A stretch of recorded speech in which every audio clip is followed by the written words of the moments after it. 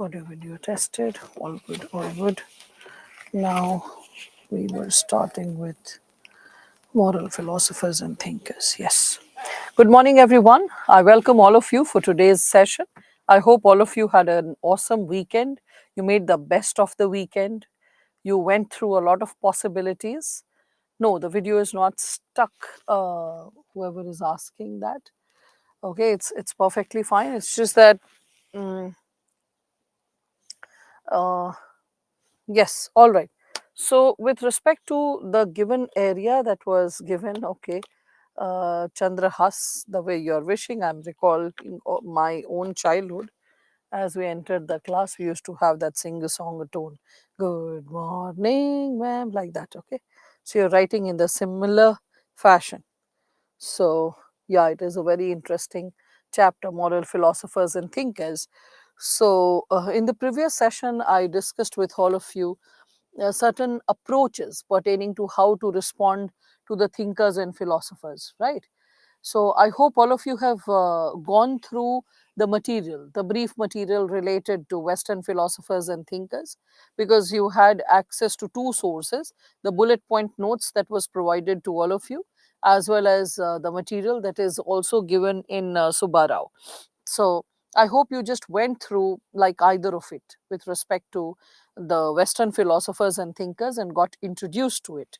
So in the previous session, I was discussing with all of you how the this given topic is essential to enhance our sense of wisdom, to get different perspectives regarding how to witness the reality, how to observe our unfolding reality and what is existing so far and how is it existing, and to have a response to all forms of moral inquiries that we would be exposed to in the near future as well, with all the kinds of changes unfolding before us pertaining to the scientific temperament and all the possibilities associated with it.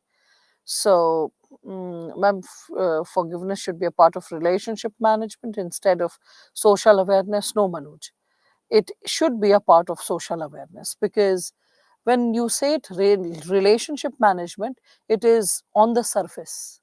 When you say social awareness, you understand that it is deep in your personality, when you are understanding the magnanimity of the word forgiveness. And when you understand it, you understand that when diversity is truly respected, and when the possibility of going wrong once in a while, whereby the diversity is not taken care of, that is something which leads to slipshots. And with that level of awareness, you truly forgive someone. If that awareness is not there, forgiveness will be just shallow, it will be just superficial, it will be just verbal. It won't be, I would say, deep in experience and personality. All right, that's what you can consider. So, according to Richard, the seven components of emotional intelligence, such as family, work, financial, can it be like for public service as well? For public service, well, when we are speaking of it, 7 plus 2, they were there. And we were talking about Howard Gardner rather than Richard. And third thing is these 9 types of intelligence. It was like not components of emotional intelligence. There were 9 types of, we were discussing intelligence, and how it is balancing our wholesome existence. That's what we discussed, right? Okay, good morning, all of you, all those students who have wished and who have joined the session. So, as we are heading to this given possibility, yes, the theory of multiple intelligences was Howard Gardner. So, as we are heading to the given possibility associated with contribution of moral thinkers and philosophers, we'll divide them into phases. So, as we divide them into phases, we all can see that Western philosophy can be associated with ancient era, medieval era, and modern era, and then finally the contemporary era. And that's why, like, this given chapter, I said it's huge, it's humongous, it is endless. There's so many thinkers who can be fitted in any of the possibilities. So rather than like the core ones, I will discuss, because the core ones are the ones from whom theory can be asked. The ones who are like, who might not be like, though they are very important in terms of their contribution to, we can say, philosophy, whether of India or world, but those thinkers whose, I would say, possibility of being asked in GS is not so profound. With respect to those thinkers, UPSC will give you the quotation, and UPSC will expect that you will be capable of explaining the quotation. This is what will happen to you. All right. So this is what you all can like. This has to be like addressed. Could you please share insights on ethics answer writing, Tushar? After this given topic of ancient philosophers and thinkers, what I have done for today is I have taken Indian thinkers, and I will be explaining them through question and answer, how you have to deal with them via question and answer. So for example, there are like questions pertaining to APJ Abdul Kalam. You will be finding there are questions associated with, you will be finding associated with this Tirukural question that had come up from Tiruvalluvar's work. Then there are like insights pertaining to Jawaharlal Nehru. Okay, you will be also finding question associated with Tagore's idea of nationalism. After Tagore's idea of nationalism, I have substantiated the segment pertaining to this given question, like how religion and politics, like when we speak of this given statement which is given by Mahatma Gandhi, so how religion and politics, they are not associated with each other. So or are they associated with each other? Those people who ask, for them this is the given statement of Mahatma Gandhi, that those who say religion has nothing to do with politics do not know what religion is. So that's what. So there have been a list of thinkers through which you will get in like engaged in answer writing as well, because I told you that Indian philosophers and thinkers, I won't be dealing with them directly. I have supported them with notes because you anyway get introduced to them in Indian history, pre-independence, or from starting from ancient itself, Jainism, Buddhism and all. So like you get introduced to it in history, but still how to deal with the questions, like comprehensive like reflection is required. So like question and answer for ethics for Indian thinkers and philosophers is something that we would be doing. All right. So you can be like comfortable about it, Tushar. Now, so as I was discussing about the component of Western philosophy, and in terms of it, I divided it into four phases. That is ancient, medieval, modern, and contemporary. When we are discussing about it, so ancient, when we are speaking of it, 650 BC to 5th AD, this is associated with the pre-Socratinian philosophers, and these philosophers are the ones. So pre-Socratic philosophers means before Socrates. So pre-Socratic philosophers. The questions to be asked associated with pre-Socratic philosophers is feeble. That's the word, feeble. There's hardly any chance of they being asked because there are more important thinkers, but still just having an overview is essential because they are the ones who are paving the way for, we can say, the virtue ethicists, who are, we can say, Socrates, Plato and Aristotle. So Socrates, Plato, Aristotle. So if there is a question on virtue ethicists, so you'll have to discuss about all these three. Okay, so they are associated with ancient era. When we speak of medieval era, so this is the time when fall of Roman Empire happens, rise of Christianity happens. Okay, so fall of Roman Empire, rise of Christianity. So this we will see the impact of Christianity even in the world of philosophy. So we will be like seeing Saint Augustine. That's why I said that there will be a definite impact. So there will be Saint Augustine, there will be Thomas Aquinas, and along with Thomas Aquinas, we will be able to see Machiavelli. Okay, and after that we can also connect with modern era. So modern era is 16th century AD to 1950. A lot of thinkers can come over here. Still, if we briefly take up the most important ones, so Hobbes, Rousseau, Locke. Okay, so John Locke, Bentham, Bentham, John Stuart Mill, Immanuel Kant. Okay. So these are some prominent thinkers associated with modern era when we are speaking of it. And then we can also say contemporary era. So in contemporary era, you can think of John Rawls, you can think of Carol Gilligan, you can think of Dr. Amartya Sen. Yes, Amartya Sen is, like, if you are not aware of this basic fact, then Dr. Sen is like, if you see his bio or his introduction in the universities, it is written philosopher and economist Dr. Amartya Sen. So you might not be aware, but he is an established philosopher in the world of academics and also quoted as a philosopher. So Amartya Sen, all right. So is this thinker related to English literature? Which thinker? That's a very random question. Yes, you can put Karl Marx, you can put like a lot of thinkers. That's what I'm saying, that the when we are talking about philosophy, and in the previous session, maybe not your batch, evening batch, I said this statement that Karl Marx is like the elephant in the room.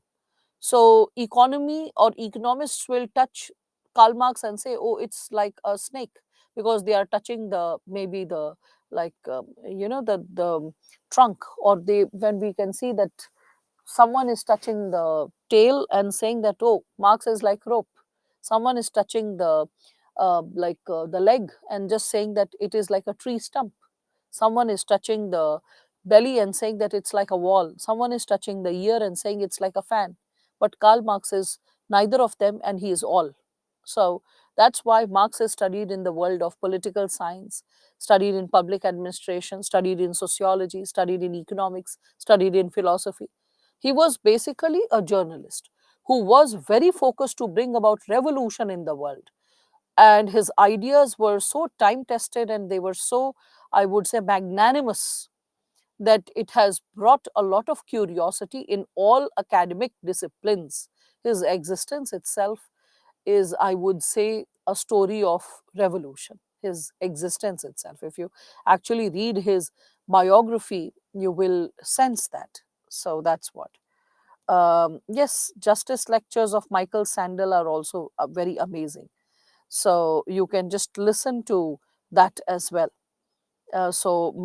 He has also given a lot of insights pertaining to various philosophers and thinkers. So yes, you can follow Michael Sandel, as I had advised towards the beginning of the session, that Michael Sandel has also come up with a list of profound sessions on ethics. Okay, so that also can be done, Sachin. All right. Aren't what is it? Aren't in contemporary thinker? Ha ha ha. Why ha ha ha, Aniket? So now, so when we are speaking of it, yes, you can incorporate a list of thinkers. There is no end to it. Like, when we are speaking of it. So the more you like go through the, we can say, list of thinkers who we are exposed to, the more profound your insights would be. And one more thing, as I told you, that there is no end to it. Like in contemporary era, we can think of Chomsky, or we can think of, like, when we are speaking of this given contemporary component, and 1950 onwards, we can think of Derrida, right? Michel Foucault. Okay, so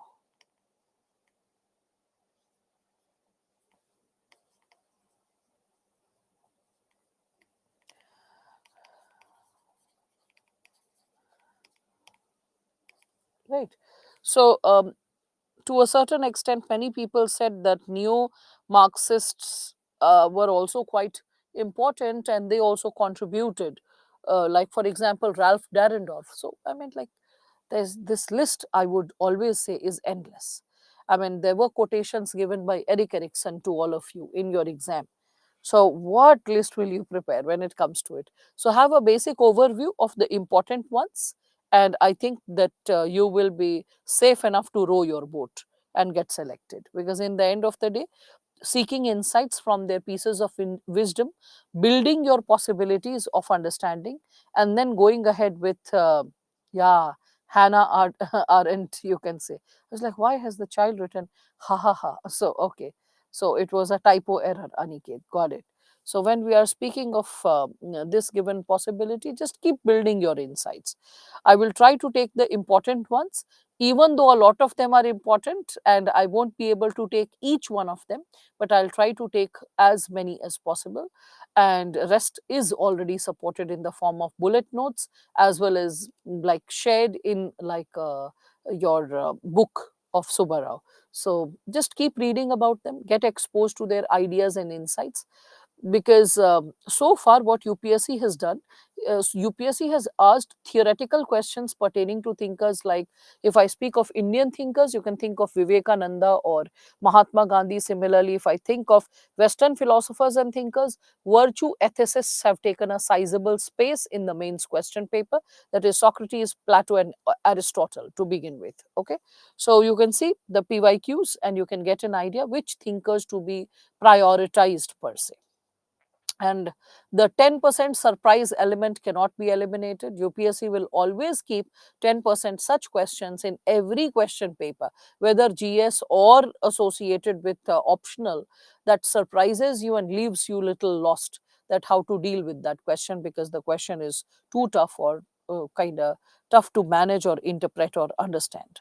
Again, so first and foremost, when we are talking about ancient era and the pre-Socratic philosophers, so pre-Socratic philosophers can be associated with the sages of Greece. Other than the sages of Greece, we can also talk about Thales, Pythagoras, Heraclitus, Protagoras, and then Socrates, Plato, and Aristotle definitely are there, like when we speak of Socratinian era. So with respect to this, as we start with the seven sages, okay, the seven sages of Greece. So the seven sages of Greece again is quite controversial. Who qualifies as the seven? Because Thales, Pythagoras, Heraclitus, and Protagoras, these four are non-controversial. The rest three, who are they? That is a matter of great curiosity. Okay, so this was an image that was built on one of the churches in Europe, and it was on one of the tiles that was like built associated with the insights that who are the important sages. So nine sages were put up. So out of these nine sages, whenever the debate rises that who are the seven sages, it becomes a matter of great curiosity. In this specific diagram, as you all can see, that there are nine sages. So you need to understand that the time period of ancient era that we are talking about, that is around 5th century BC, this is the time when there are city states. City states, like for example, we can see Athens and Sparta are there. In India also we can see there are Mahajanapadas, which are like city states like Magad, Varanasi, Avantika, Kaushambi, when we speak of them. So at this time period, when in ancient era, when we are speaking of ancient Greece, trade started via all the kind of ships and all, and the cultural contact with different cultures, it came into existence, that emerged. So people, like, thinkers, they realized that there are other ways to reach truth. The methods to reach to truth is not only through books, or we can say through like debate and discussion. It is also via traveling. When you travel to different lands, you are able to develop a comparative analysis which further leads to the development of philosophy. So it was seen that economics played a very vital role in the advent of philosophy, because it was economics and economic trade and affairs which also opened the vistas pertaining to intellectual inquiries regarding what is right and what is wrong. So when the Greeks, they started shipping with, in the like 5th century BC, with their ships and like trading to different parts of the world, their horizons expanded, their exposure to new customs, new traditions, new ideas and philosophy, that took place. And then they started questioning their own moral customs and wisdom. They started questioning the possibility that there are so many, like we can say, moral codes of conduct, and so many moral codes of conduct working in different parts of the world, and every society or community considers its own moral code of conduct as the correct one, as the best one. Then what makes the Greek society better? What makes the Greek system better? That was something which was inquired by the pre-Socratinian philosophers, and more popularly, the seven sages of Greece. So we can see that they all tried to explain a lot of insights, a lot of possibilities associated with this given dimension. 10% maybe one to two difficult questions to tackle. Yes, yes, yes. At least two questions which will rattle you up, and you'll be like, huh, from where has it been asked? Which source material to be used? That's what you need to understand. So, okay, all right. When we are speaking of this, yes, I have written Kant. Rahul, if you would have paid attention to what I had written, over here you can see Kant. So, modern era, I have written this, right? So, if you would have paid attention, you would have got an insight related to this. No worries, it's okay. So now at least you would be confident that, yeah, he's written in the list and he's also provided in the notes, right? Okay, anyway. So as I was sharing with all of you that the pre-Socratinian philosophers, they were quite, we can say, like important, and they were the ones who were like shaping the possibility of understanding what is right and what is wrong for the ancient Greek civilization. So these people, they like considered, when we are talking about it, these thinkers are considered as physicists rather than theologists, because they were not associated with religion per se. So rather than theologists, we can consider them more as physicists when we are talking about it. Okay. So, and who's a physicist? A physicist is the one who tries to explain things using the five elements of nature, as popularly called Panchatattva in the Indian civilization. So these are the people, like, who are like questioning a lot of possibilities pertaining to our ideas of existence. Sometimes even the idea of God, if we speak of it, right? So that's also there when we are speaking of it. So the pre Socratic philosophers, they also tried to explain the human nature, that what is human nature all about. And they explained that how human nature is associated with the five elements of the nature, that is the Panchatattvas when we speak of it. And with the help of the five elements, we are able to regulate our energy, our existence. So rather than having a theological explanation, like pertaining to religion, they were more, we can consider, physicists who were trying to explain our existence to like with respect to the dynamics of the, like, the existence in terms of what we are living and how we are existing. So as I told you that when we are talking about the seven sages, this is something which majority of the philosophers agree, though there is a difference associated with few of them. In the world of philosophy, few say that no, they are there, and then few others say that no, they are not there. So the seven sages, you can think of Thales of Miletus, and then there is Pittacus of Mytilene, then Bias of Priene, then Solon of Athens, Cleobulus of the tyrant of Lindos, and then Periander of Corinth, and Chilon of Sparta. These are some important, we can say, thinkers who are associated with, we can say, the seven sages. Amongst them, we all can understand that, but here I have already mentioned this, that Diogenes Laertius, one of the noted philosophers, he said that there has been quite a great disagreement over which figures should be a part of the seven philosophers and thinkers.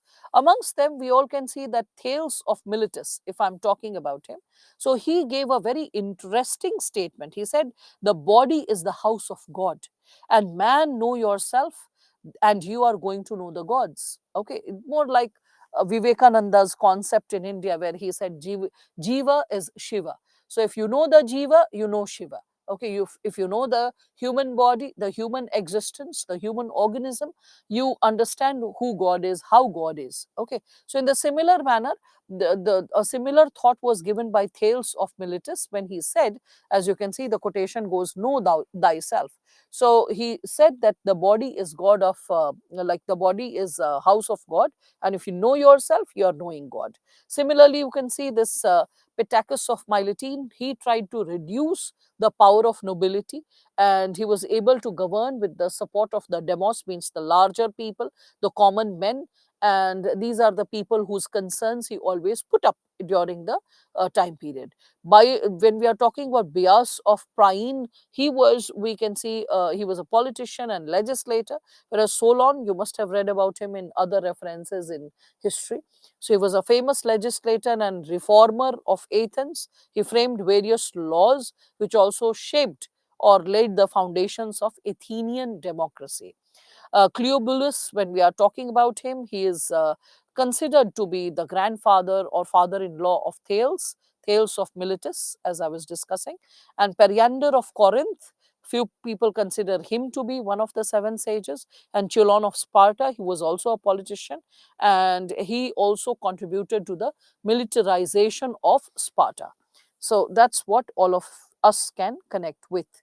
So when we are talking about the seven sages, so Thales of Miletus, as I said, that he said that the body of the body is the house of God, and if we know ourselves, we know God.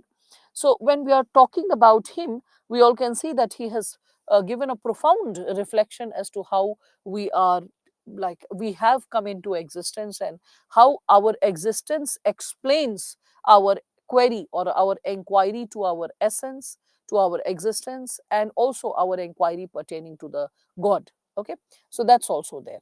So he's a Greek philosopher. He had been a mathematician also, and he also, like used geometry to solve problems such as calculating the heights of pyramid and the distance of ships on the shore. So that's why I said that when you think of ancient philosophers, they are not theologists, they are not associated with religion per se, they will be more associated with mathematics and science if you inquire. Demos means the common people. Demos is another term which is used for common people. All right, Manoj, that is a term that you can learn and you can put it to your regular exercise in terms of your vocabulary. Then we can think of Pythagoras. When I'm talking about Pythagoras, he is the person who's trying to explain everything through numbers, everything that is existing around us in this world, how it is associated with numbers, how it is made up with numbers.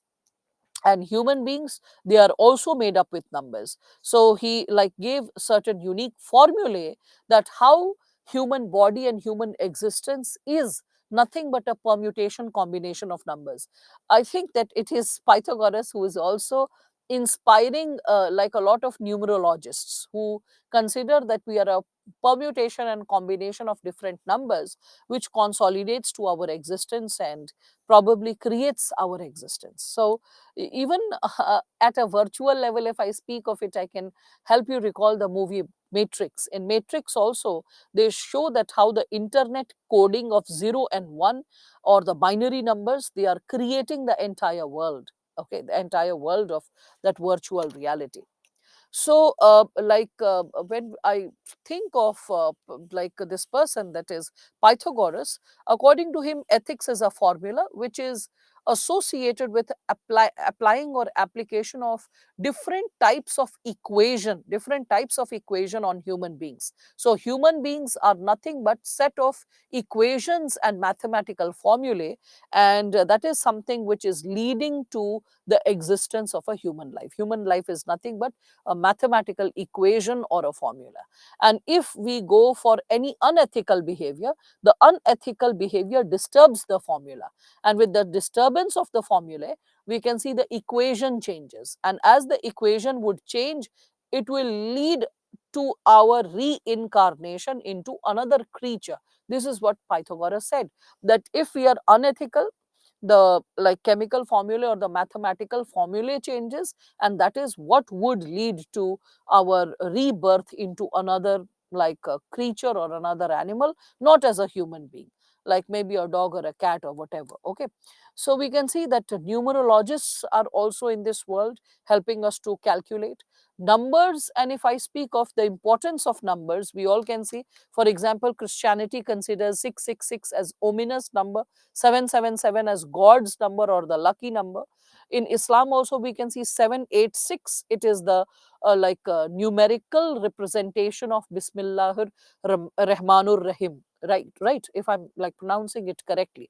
So 786 is like representative of, we can say, the very term. So we can say that there have been different religions also who somewhere endorse the idea of or importance of numbers, and that is something which Pythagoras worked on. And he considered that the entire world can be explained in mathematical terms via mathematical formulae and mathematical relationships. And he also said that transmigration, when we speak of it, so transmigration of soul is also quite crucial to understand. And transmigration of soul after death can be understood by the ethical behavior man has possessed during the lifetime. If it has been ethical, the person will be reborn as a human being. If not ethical, that is going to disturb the possibility of rebirth, whereby a new body may not be that of human, it may be of animal when we speak of it. Okay, so Asia Minor, yes, Asia Minor, read history, you'll be able to understand that. You are very sweet, SME, explaining them these things. I think these are certain pieces of inquiry, though SME is supporting you, you should read more about it, because abbreviating it into a sentence distances you from the inquiry of knowing the history behind it. In what references and terms in like earlier times the term Asia Minor has been used. Okay, so all right, so first the philosopher gives the theory, then science philosopher proves it, then science philosopher proves it.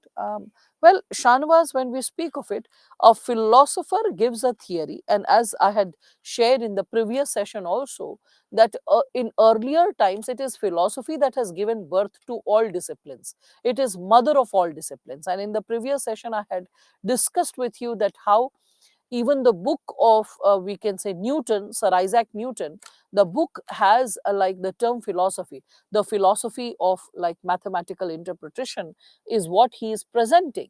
And his book, the name of his book also contains the word philosophy. I had shared it previously with all of you. So when we speak of philosophy, unlike today the way you are perceiving it to be, I shared that philosophy can be divided into philosophy of natural sciences, if you can recall that, right? Then philosophy of metaphysics, social philosophy, political philosophy. So different sub branches got distributed, which led to birth of different disciplines. So saying that um, uh, the possibility that the philosophers, they first give the theory. No, a lot of philosophers also made logical inquiry, logical rational inquiry to begin with, and then established a specific theory. Okay, that was also a methodology, Shanvas. So in these types of things believed even today, yes, like somewhere Pythagoras is very very important in terms of his mathematical calculation, and you have studied Pythagoras theorem during your school days, right? Yes, Aristotle was influenced also by Pythagoras, along with definitely Socrates and Plato. So, who can be considered as father of philosophy? Socrates or Thales of Miletus. Father of philosophy. Why are you engaging in that? Father of philosophy. No one is going to encourage you or ask you who is considered as the father of philosophy. So don't get into it. And a lot of thinkers have contributed in their own ways. Just because, we don't consider it on the numerological order that who is born first. Okay, please consider that. Like, for example, in the world of sociology, we never say that Saint Simon is the father of sociology. It is Auguste Comte who was his disciple. though it is Saint Simon who for the first time said, let us inquire what social changes are happening, why they are happening, what are scientific reasons, a scientific calculation to observe and understand the problems and come up with predictable solutions, come up with some sizable solutions to tremendous changes that the society is undergoing. And he called the discipline social physics. It is Auguste Comte who carried forward the work and renamed the term from social physics to sociology. And this person, his disciple, is called the father of sociology. So, getting into the debate that the person who's born first should be the father of a discipline, well, a discipline so dynamic, which is enriched by so many individuals. So, let's not get into that debate and dialogue. So, please give a small note. Yoginder, if you want a small note related to Pythagoras, well, in a very brief insight, I can say that Pythagoras tried to describe the world in mathematical terms and relationships. Terms and relationships. He also talked about transmigration of souls. Transmigration of the soul after death, into a new body, in bracket human or animal. And this possibility, human or animal, depended on the ethical conduct. Ethical conduct impacting the formulae which was constructing a human existence or an animal existence. All right. So I hope, Yoginder, you are able to understand that. So with respect to this, please, us who has great contributed with philosophy. Rahul, you should have joined the session earlier. I have started with that only. So I started with ancient, medieval, modern, and who are the important thinkers, philosophers, and how we are going to start with it bit by bit. Okay, start with the details associated with it. Okay. So yes, yes, Siva. Like Plato is considered as the father of philosophy, though we can consider that there have been thinkers before him who have contributed. And this idea of considering someone a father or a mother of any discipline is like, I personally feel, is like delimiting the possibility of the emergence and sizable possibility of inquiry. Because if you consider someone as a father of a discipline, you deny the existence of other philosophical schools of thought, and we can say intellectuals. Like at that given point of time, consider what was going in India or China. They were not primitive civilizations. There was moral inquiry going on in this part of the world as well. And that's why considering someone as father of philosophy is such a huge discipline based on inquiry and dissent and dialogue. I feel that that goes unfair. That's why I avoid that given typical simplified statement, because it still needs a lot of debate and dialogue. All right. So, not disrespect to other philosophers, but it's like, have we inquired enough to declare the world father of philosophy? That's the question. Or is it a Western like labeling? Though I do not deny that. Like Socrates has a visible impact even in my discourse and methods of teaching. I got very inspired by Socrates as a student, and still I find him quite inspiring. But what I imply to say, that are we, the moment we are saying Socrates, have we considered enough Chinese, Japanese, Indian, African thinkers in consideration in the domain of philosophy contemporary to Socrates, and how they have shaped the idea of philosophy? Have we made comparative analysis before declaring the same? Okay. Human of nahi likha, acha, human or, I implied or. Thank you for hyphenating that. because as I said this, it was implicit that this is what I meant, because that is what I had explained. All right. So when we are talking about this, political science and ethics thinkers have different POV, as I can see many same names. Yes. When we are talking about it, points of view do not differ, approaches differ. In political science, you'll be talking only about the terms pertaining to democracy and politics. Here, you'll be talking about inquiries pertaining to human existence. That will be the approach that will differ. So, considering one of the, okay, now too much of father and mother discussion. Now, getting back to the next thinker, that is Heraclitus. Heraclitus of Ephesus. So, there is a very important, quotation coming from Heraclitus. So, quoted by Plato in the Cratylus pertaining to Heraclitus. This one, this specific quotation, that is, everything flows, nothing stands still. You'll find these quotations so thought provoking and so wholesome. So, Heraclitus, he considered that everything in this world is made of like opposing forces, okay, and everything made of opposing forces, opposing, or we can consider warring, okay, warring forces. And that also leads to, we can consider the maintenance or integrity of the system, the body. So that leads to, okay, leads to maintenance of the body, a system, anything. So he also said, like, our soul, for example, he said, is made of fire as well as water. Okay, so fire is considered as good, water is considered as bad, and he considered that when we are born, our body is only having the fire element. Okay, and as our behavior goes unethical, hedonism creeps in. So, with hedonism, hedonism means materialism. So, with hedonism, unethical behavior plus कर देती हूँ. Okay, so that you don't consider hedonism is unethical behavior. Hedonism is consumerism. Okay, so like over consumerism or reckless unethical consumerism, we are not thinking or questioning.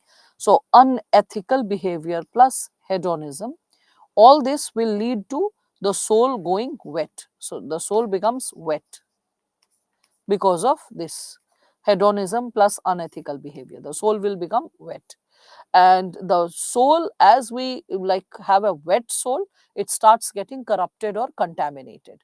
So good or bad, when we speak of it, both elements are within human beings, and this is what he is saying. And this is a similar idea even in Hindu philosophy. We can say in Hindu philosophy there is Satyug, and there is Treta Yug, Dwapar Yug, Kali Yug, and every yug the element of goodness differs. In Satyug, everything is like based on pure ethics. Everyone is so ethically guided. In Treta Yug, we see that the in Satyug the Dev Lok, and then there is like Asur Lok, and then there is Manav Lok, when we are talking about fighting in their lokas. But in Treta Yug, the boundary starts shortening. It gets shortened to kingdoms, and kings, they fight for having access to greater control over kingdoms. And then Dwapar Yug comes, and the people are like fighting or having a dispute in their families itself. The circle of ethics and dispute, it further shrinks. So in earlier there was like fight over, we can say, like zones, like whether it is like lokas. So we can say whether it is Asur Loka, or whether it is Dev Loka, or whether it is Manav Loka. From that it shrunk into kingdom. Okay, and after kingdom in Dwapar, it is shrinking into family, whereby Pandavas and Kauravas are fighting, right? And then comes the Kali Yuga, and in Kali Yuga, the good and bad within you is creating a conflict. The good and bad within you is creating a conflict is the idea quite similar to that of Ephesus, the Heraclitus of Ephesus, discussing this idea. So Heraclitus is discussing this internal conflict associated with human beings, that there's a constant fight going on inside us regarding our future, regarding our destiny, what is right and what is wrong. So that is Heraclitus for all of you, who's saying that worldly pleasures makes the soil moist, and when an individual is exercising reason, exercising logic, it is that makes the soul convert into pure fire. And a great individual is the one who has overcome the evils of passion, evils of, we can say, personal desires, and the person who has cultivated inner peace. So with like inner peace, harmony, overcoming one's passions and desires, we are able to keep like the fire of our existence intact. And this is something which we all can understand. There's a very famous quotation that was also asked in essay, that into the same river it is not possible to step twice, and why is it not possible to step into the same river twice? Because neither the human being nor the river remains the same. The water is constantly flowing, so the moment you are stepping again, it's another set of water, so it's not the same river. The river is constantly flowing, and it is considered every moment a human being is getting shaped. So that's why the human being is also not the same, and that's why such a quotation. Okay, so there is nothing permanent but change. That's what can be considered, which he endorses. There is nothing permanent but change. This is something which all of you can endorse. Another insight, which, as I told you, that refrain from worldly pleasures, refrain from worldly pleasures, as it turns the soul moist, turns the soul moist.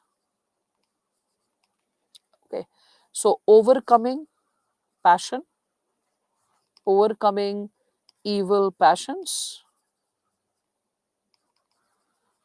leads to cultivation of cultivation of inner peace and harmony, inner peace and harmony. Okay, so leads to cultivation of inner peace and harmony, and it also keeps the fire intact, right? So, and with pure reason, you can consider, with pure reason, the soul becomes pure fire. The soul, or with pure reason ke jagah, with logic and reason, the soul becomes pure fire. So these are some core ideas if we are connecting with Heraclitus of Ephesus. Okay, so this is what we all can understand. Shalu, this is what Heraclitus is saying. So how can I clarify that how and why the body is made of fire and water? It is his presumption that there are two opposing elements which is creating our existence. When we go corrupt or unethical, the water element grows, and when we are like uncorruptible, when we are like our soul is free from all passions, the fire keeps burning in our soul, right? So that's what. So, what have you written after soil is moist? Overcoming, overcoming. Should I rewrite it?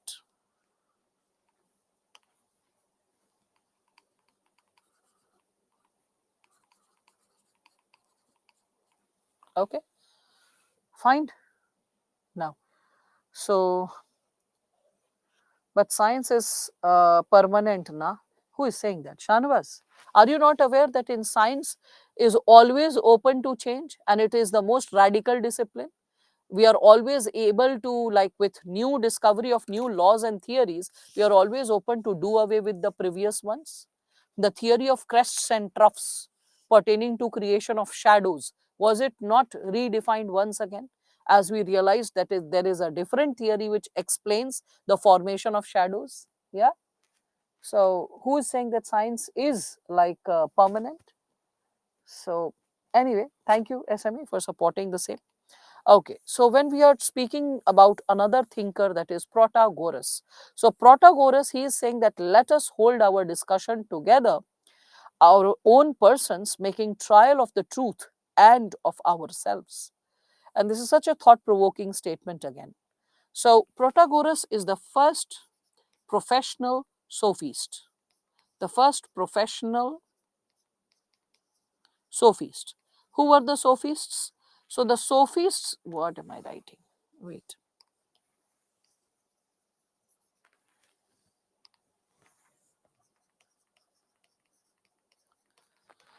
So the sophists were the ones who were like, they were into teaching. In ancient Greece, sophists were the one who specialized in the, we can say, specialized in the techniques of philosophy and rhetoricism. Rhetoricism is associated with art of speaking.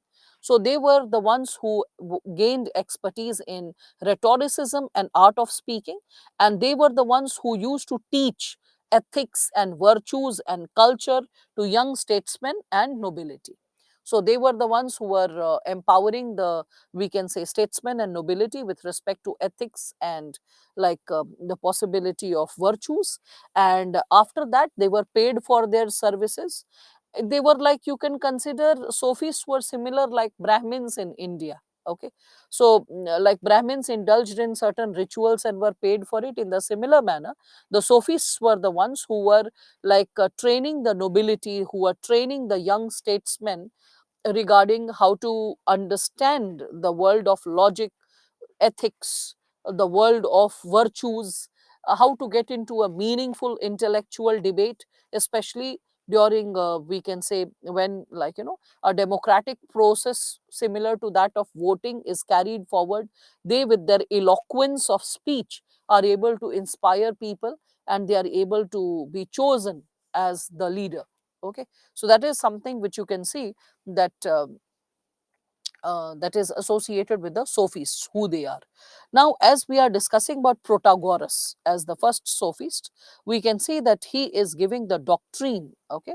He is giving the doctrine of homo mensura. Homo mensura. And homo mensura, as the term goes, man is the measure of all things. Man is the measure of all things. So he considers in his concept of homo mensura that human beings can evaluate things as per their own interest, as per their own emotions and reasons. Hence, there is nothing permanent and common to all human beings. Okay, so we can consider this also. Human beings evaluate things.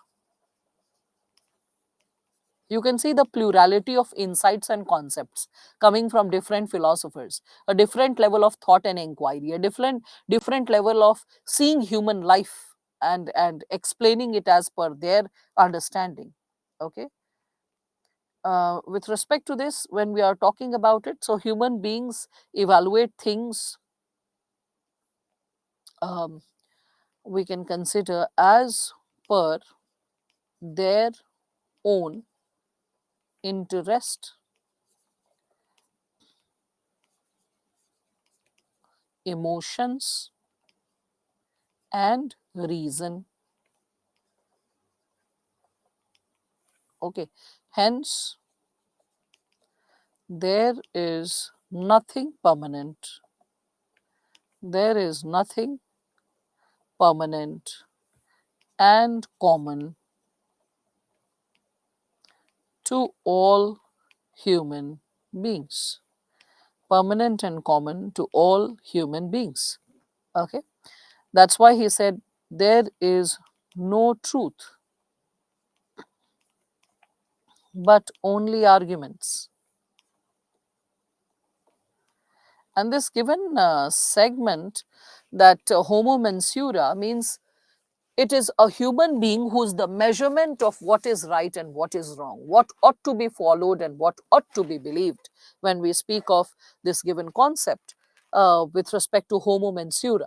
Okay, so when we are talking about it, till now we can see that ethical universalism was believed, that in the domain of ethics, what is considered right in one part or one place or one thinker, it has to be considered as correct by all. So he is the person who is giving the idea that no, ethics is associated with ethical relativism. The idea of right and wrong differs or varies from person to person. So we can see that from ethical universalism, he, we can say, he established ethical relativism. So prior to him, we all can see,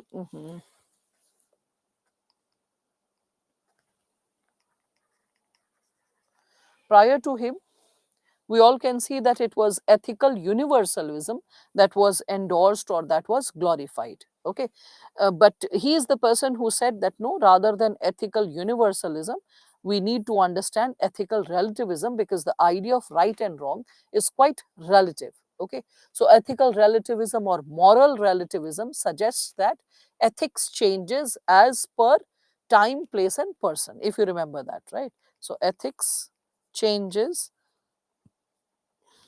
as per time, place, and person, right? So this is ethical. When we are speaking of it, ethical, relativism. So rather than universalism, he was one of those people as a sophist, bringing this into debate and dialogue and logic, that everything is relative to the possibility of understanding. So yes, no problem, Deepika. Get well soon, and I pray for your good health. All right. So, as we are further substantiating this given dimension, yes, you can also speak of that, Aniket. So, disciple of Socrates. Disciples of Socrates? No, disciples of Socrates, not really. So, paid teachers in Greece? Yes. Protagoras was a paid teacher in Greece. Can we mention these philosophers and their philosophy in case study? Philosophers you can quote once in a while if you feel that it is relevant to an answer. Yes. So, all right. So, with respect to this, when we are further moving ahead, we can then move ahead and we can think of Socrates, none other than, like, the great Socrates. So with respect to Socrates, we all can like reflect upon certain perceptions or insights that Socrates had given. With respect to Socrates, we all can understand that first, giving you a brief background of, because I was just discussing with all of you, like uh, like sophists. So with respect to sophists, the thinkers whom you need to know with greater detail, Pawan, will be given in two places. One, the bullet point notes that I have given. Second, in the Subarao book. And third, in the class, you will realize I'm discussing about them in greater detail. Like Socrates, you'll find I'm discussing in fair detail. Like Plato, even more detail than Aristotle. So you will realize the core ideas and the core perceptions are discussed. In fact, for Aristotle, I've given you some additional reading, which I felt it is not in Subarao and it is not in my bullet notes. So I have contributed some extra material for Aristotle for your homework and self reading. Okay, so you'll realize that also soon. That is how you're supposed to deal with it, Pawan. The in terms of the when we are talking about the speed with which you need to understand. Okay, so yeah. Now, with respect to this, when we are further speaking of this given dimension, we can further start substantiating. Thank you, Bhavna, for just hyphenating that. So, when we are further moving ahead with this given dimension, ma'am ये तो Einstein भी नहीं कहा था कि true depend on time and space. Yes, that's also there. We can consider that. Okay. Now, as I'm discussing about sophists, so I told you that sophists were the ones who were training the young statesmen and the young nobility, the boys, and the boys only, because it was a patriarchal society. So the boys belonging to nobility, the boys belonging to like statesmen, the young boys of nobility and statesmen, they were the ones who were trained with the idea of logic, virtues, ethics, power of oration or rhetorics. Rhetorics is like good and powerful oratory skills, so that you can appease people, okay, so that you have the power of eloquence, and the people having power of eloquence have greater chance to be chosen as leaders. That's why you can see Atal Bihari Vajpayee or Sushma Swaraj, okay, or for that matter Mrs. Indira Gandhi, or for that matter Jawaharlal Nehru. You can think of Mahatma Gandhi, you can think of Sardar Vallabhbhai Patel. They have been powerful, we can say, speakers, because for being a powerful leader, you need to impress upon people with your speech. Dr. Manmohan Singh always got elected to the parliament via Rajya Sabha, not Lok Sabha, because despite the fact that he was a man of great wisdom, the power of eloquence, like a typical sensational leader who can connect with the vibes of the people and speak the right things and get the votes in his favor, was not his penchant. It was not his, we can say, strength. So we need to understand that power of eloquence is needed in democracy. And sophists, they prepared the, we can say, the Athenian males, the Athenian leaders, the sons of nobility as well as statesmen, for like getting elected in democracy. So they were like encouraged to learn the art of debating, art of, like, rhetorics, understanding virtue, ethicists, sorry, virtues and ethics. So like these people were the ones who were paid for this given purpose. And Socrates, when we are talking about him, Socrates did not like the sophists. Socrates, like, really looked down upon them.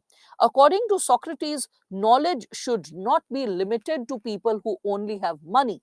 It should be free for all. It should not be delimited to people who can own, who can afford knowledge. Okay, so Socrates was the person who, like, did not appreciate the approach of sophists, that they are taking money and then they are creating the possibility of learning. Okay, so he was like, he considered this given possibility. So you'll also realize that Socrates was someone who was sometimes like not even like appreciating what was going on this in the society, in terms of hijacking information and hijacking like all the wisdom and all the knowledge only by the people who are powerful and affluent and who can, like, articulate it in language. So you can understand such a person, when he is not like able to like garner a lot of these possibilities, uh, such an individual will not be appreciated if he is locking his horns with such powerful people in the society, because these are the people, sophists will be the people who will be like, we can say, the mentors of the political leaders of the time, right? So the sophists did not like him, and probably that's why, like, Socrates invited a lot of admirers and enemies for himself, right? So Socrates, we can see that this is a man who is considered the father of Western philosophy rather than in like wholesome philosophy. He is considered as father of Western philosophy, and he is the person who is like, influencing the tradition of philosophy of logic and reason from ancient to modern times, how to raise questions and how to engage with the topics. Okay, he is also the person who is credited for being very humble and making us look at moral philosophy the way we are looking at it today, how to decode it into step by step questions. So, questioning the previous idea and then simplifying and rationalizing the next idea and then dissecting it further. And after dissecting it through norms, through thoughts, trying to understand that what is the reasoning behind it, what is the critical reflection and scrutiny behind a given idea, and how we can understand the concept in totality. Okay, so howsoever little we may know about Socrates' personal life, we do know that he is a man of profound philosophy and thought. Why do we know not very too much about his personal life? Because he was not into writing on his own. It is through the works of Plato that we come to know about Socrates. Socrates never wrote something in his lifetime. He had a lot of disciples and followers, but it is after his death, means after he was put to death, that we all see that Plato writes a play. And in the play, the key protagonist is Socrates. And whatever the protagonist Socrates says, it is considered that it was Socrates who had said, which has been documented by Plato. And that's why this confusion will always remain with you, that whatever Socrates is saying is exactly the same what Plato is saying. Because for the simple reason that present day world comes to know about Socrates via Plato's writings. So, I mean, you cannot differentiate that what Plato is writing, it is not his thought or not the idea which Plato himself is endorsing. You can always connect that it is something which is associated with Socrates, his mentor, and also the ideas which have influenced him and his perspectives and thoughts. That's why separating the two can be really tedious for all of you. So, Plato is constantly referring to Socrates in his work. That is what you will find. Socrates is the main character in Plato's dialogues, delivering all the genuine insights and perspectives. And through him, we are able to know the Socrates, like what Socrates' views were. Okay, so we can see that Xenophon and Plato and various other, we can say, bright philosophers were his followers when we are talking about it. So, Socrates was a man of great integrity, great wisdom, great insight, self mastery, and argumentative skills, which helped us to understand logic or facts by deducing it, by zeroing it down from question to question. Okay, so Socrates, we can also see he is quite widely recognized because of his a controversial personality. That is how one can get into questioning and debating and then coming up with a solution. So a lot of people, we can see that who are admirers of Socrates, they also started, now here comes the flip. So they also, people who are admirers of Socrates, they started challenging, okay, especially Athenian, from Athens he is belonging. So the Athenian admirers, they started questioning and challenging the Greeks, okay, and the Greek conventions, the Greek wisdom, okay, the Greek, we can say thought process in different walks of life, in different ways or possibilities associated with life, because of which we can see the leaders of Greece, they started getting angered by Socrates, okay, and they felt threatened, especially the sophists, because whose ideas would be questioned and challenged, whose wisdom would be questioned and challenged? Definitely it will be the sophists. So the sophists, when they started feeling challenged, and cornered, they felt that it is quite uncertain. Their future, their philosophical future, and their professional journey can become uncertain just because of Socrates being there. So what happened that Socrates later on, he was charged with charges of impiety. Impiety is associated with not respecting the state and worshipping the, we can consider the gods of the state. And it was associated with this impiety, was associated with his statement that he made. Actually, there was an army general who was to be hanged, but Socrates said that anyway we would have lost that specific war, because Athens and Greece were cut off, because when the war was going on, the army, it actually cut off the two areas. And as being isolated, the ration, the food supply, and the arms and ammunition support did not reach. So it was inevitable that the army would have lost. So he spoke logic, and he said that by not supporting the military rulers and later on beheading them is not the solution. And as he opposed the killing of the military head, the people were motivated to consider that he is an anti-national in today's language. So he was considered that he is supporting those military heads who have lost the war, who are supposed to win the war. Whereas Socrates spoke logic. that when the military supply was missing, when the food grains were missing, how was it possible to win the war? And especially when the trade route was dissociated, that was, the route was disconnected, then the possibility was feeble. So rather than blaming the military, we need to reflect upon our strategy. That's what he implied.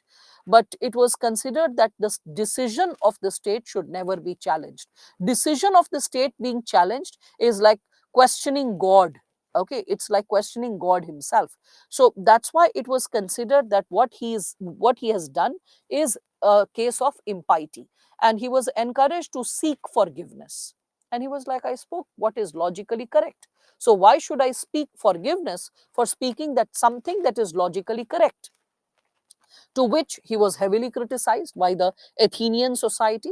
And then it was considered that he, through his teachings, is spoiling the youth. He is corrupting the minds of the youth with his teaching. So that idea which the sophists were troubled, this was the time to shoot it up and create anti-Socratinian environment. Okay. So he said that it was considered that the youth of Athens is getting corrupted with the ideas and perspectives of Socrates, so he should be punished. So various accusations were imposed upon him.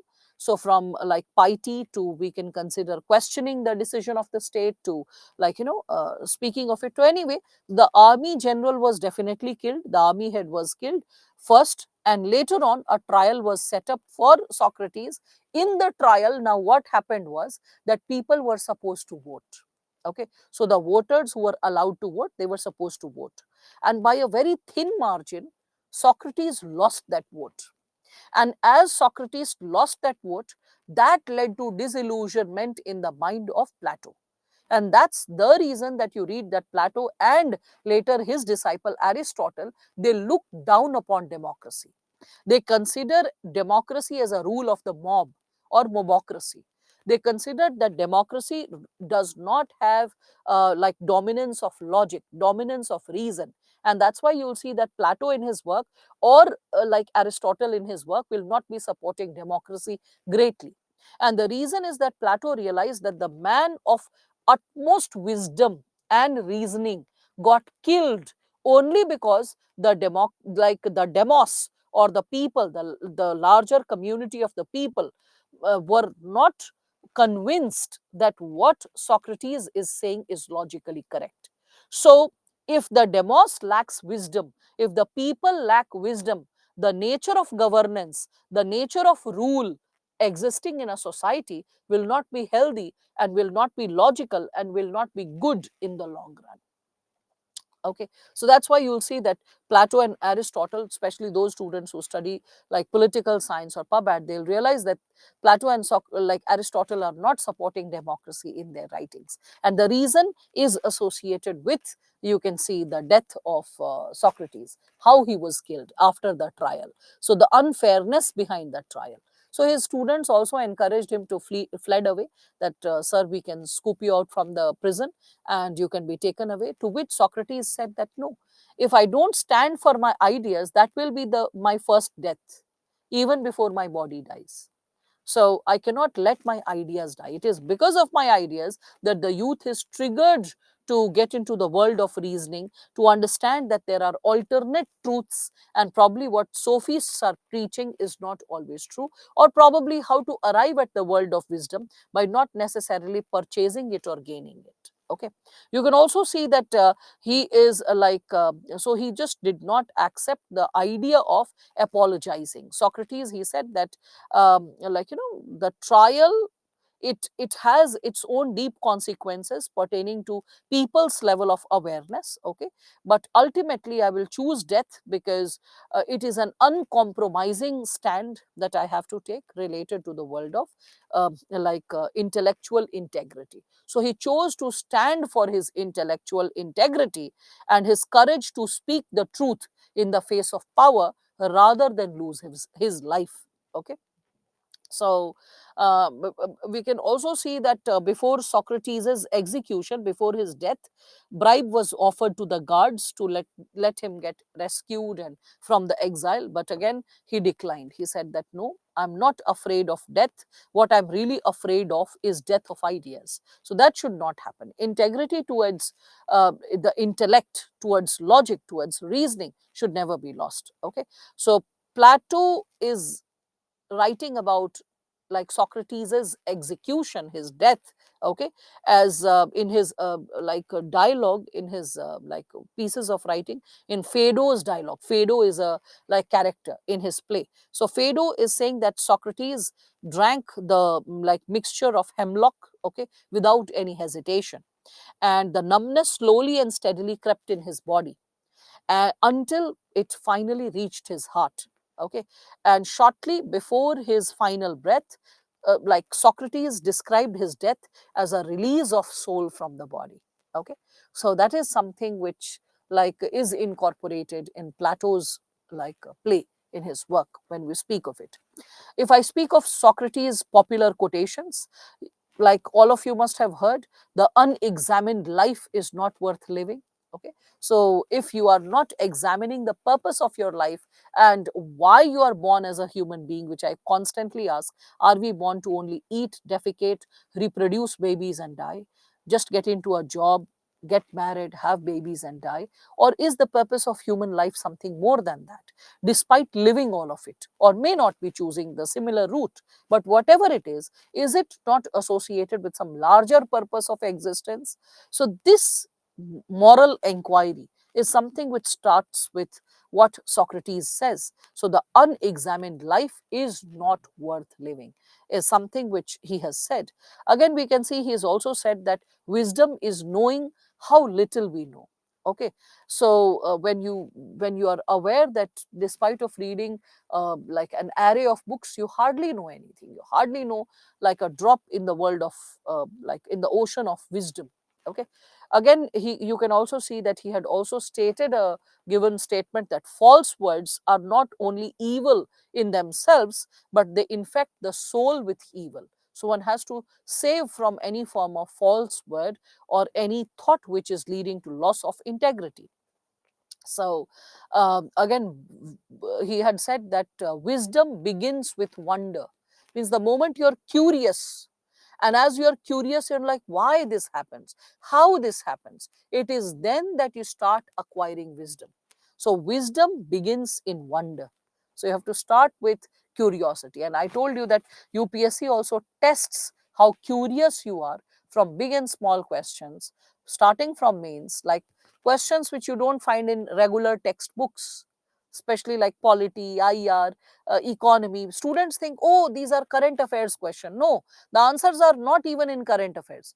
Current affairs notes, if you see across institutions, across platforms, it will be fact, fact, fact, like all facts. But the question is not fact.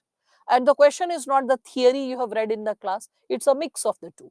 Are you able to, with due curiosity, connect the theory taught in the class with the application which is unfolding in the present?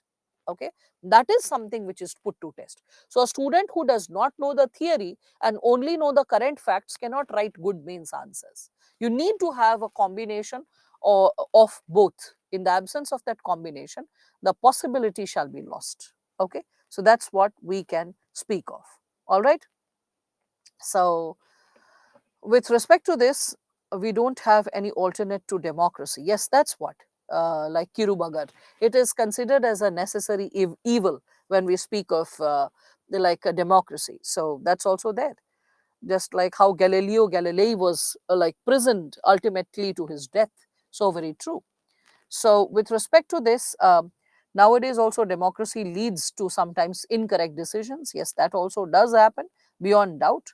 So when we are speaking of Socrates' philosophy, we can see that the pre-Socratinian philosophers, when we speak of them, there was not much of development in terms of ethics and knowledge, which we are associating with modern times. Okay, the modern time ethics that we are talking about, it is primarily associated or getting created starting from what Socrates starts speaking, or the work of Socrates, which is not like written by him, it's written by Plato, but the insights and perspectives of Socrates. Okay, so pluralists are the people, when we are talking about it, are people who believe that there is more than one basic element with which everything is composed. Okay, and Plato is the person who is pointing this out from the perspective of the eyes of Socrates' students. That's Socrates, he had a very different kind of understanding multiple possibilities of the same reality. Means there can be multi-dimensional interpretation to the same reality via debates, via discussions. Okay, and that's why he considered, like Plato's philosophy, if you can see the idea of reality, he has divided it into two realms. Plato discusses the idea of reality from two realms. First, he is discussing about the world of senses, the senses we are surrounded by, and how our senses is guiding to the reality, like touch, feel, smell.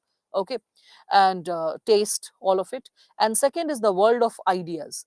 And then Socrates, I mean, Plato says that Socrates considered that rather than the world of senses, what is more important for us is world of ideas.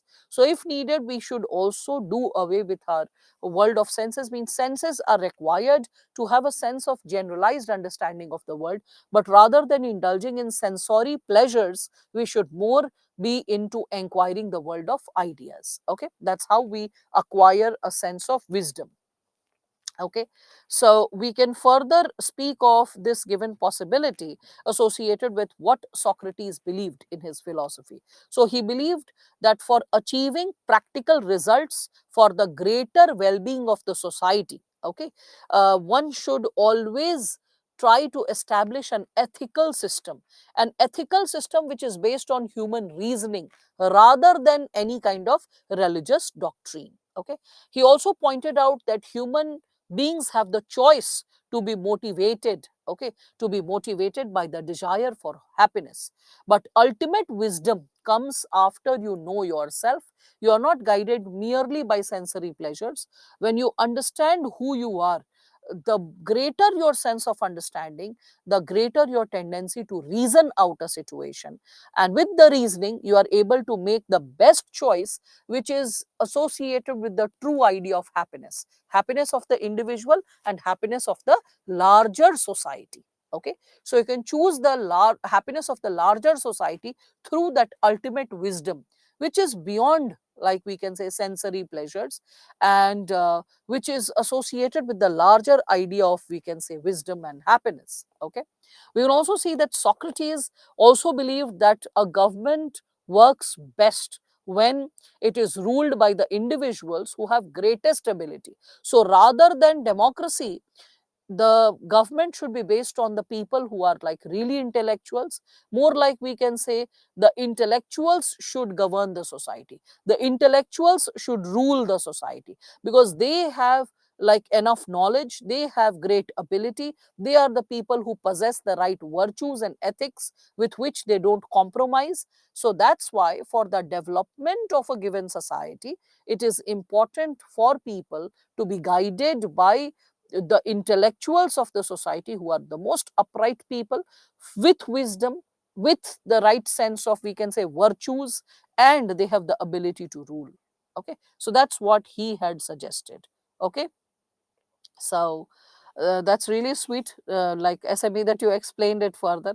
The picture Niranjan is associated just before the death of Socrates, whereby you can see there is the like a little pot of poison which is being extended to him. That was the hemlock mixture, and his students are crying and they are trying to stop him, that please don't, accept it. But it is Socrates who's like pointing to the sky, as if it is truth that shall always prevail, neither this body or nor like what is being spoken around us. It is the ultimate wisdom that should always prevail.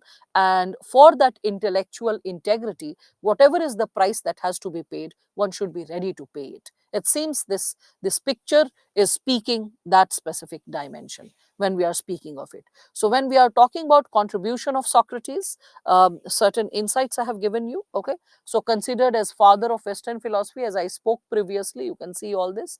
He is considered one of the greatest philosophers. He is the first systematic moral thinker in Western tradition, born in 469. He has served in army, and that's why I told you his opinion about the hanging of that army general was based on the same logic, because he knew the insides of army, and he knew that what went wrong in the decision because of which the war was lost. So rather than blaming the army generals, one had to reflect that what was the wrong in the decision making of the state because of which the war was lost, because of the dissociation from the land, because of dissociation from the supply. That was the reason. So anyway, so served in army. He was also known for his courage. He practiced what he preached. You can see now, like Gandhi's practice what you preach, or any such quotation, you can remember that and you can bring in Socrates over there. That's how in the last session, when I said that when you get questions related to thinkers and philosophers, you can draw comparatives. This is how you draw comparatives. As I told you, he never wrote a book. It was Plato who wrote the book. And through the writings of Plato and dialogues, we come to know what Socrates must have felt, because the name of Socrates is there as the protagonist in the play.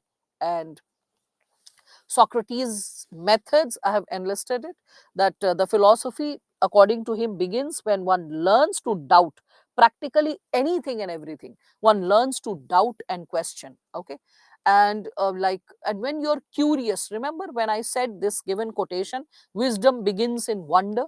So this quotation which he said, wisdom begins in wonder. So how do you wonder? You wonder when you are curious, and when you are curious, it is then that you doubt.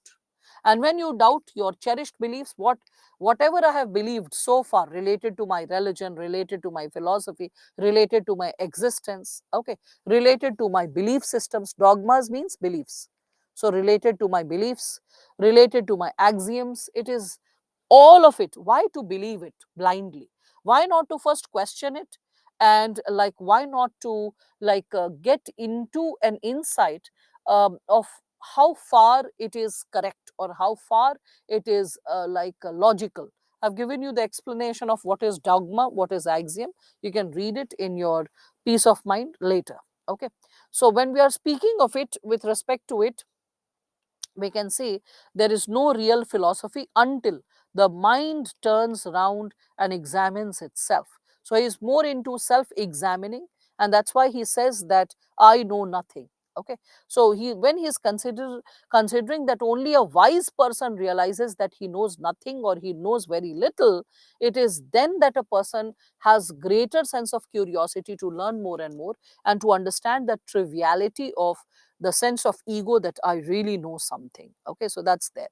Again, we can see his methods of discussion involved putting a series of question to any person. Okay, and then destroying the pretension of knowledge, that whatever you know, how far do you know?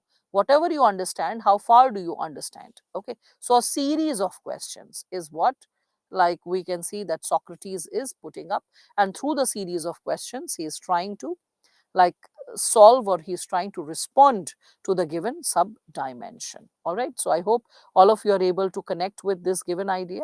Okay, and you are able to build upon what Socrates had spoken of.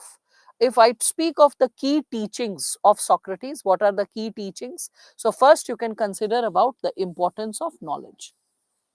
In terms of importance of knowledge, he suggested that knowledge is it actualizes action. It gives you the right insight what action to take and what to refrain from.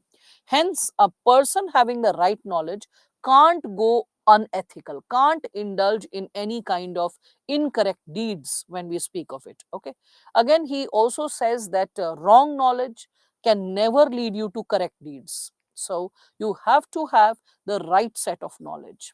Okay, and right knowledge is coming from, we can say, reasoning, right? So highest knowledge is the knowledge of what is good, what is bad, or what is good, what is evil. And people, they do wrong things due to ignorance of what is right knowledge, what is incorrect knowledge. So that's something which we all can speak of. Again, in pursuit of virtue, when we speak of this given sub segment, so we can also see that in pursuit of virtue, we can see the most worthwhile pursuit of human being is to live a life of virtue. Okay, the most, like, pursuit means search, those who don't know. So the most worthwhile search that you can have in your life, the most worthwhile inquiry that you can have in your life is how to live a virtuous life, an ideal life, an ethical life. Okay, and he said that he preferred pleasure of self improvement and duty rather than a life of indulgence, okay, honor, or like worldly pursuits.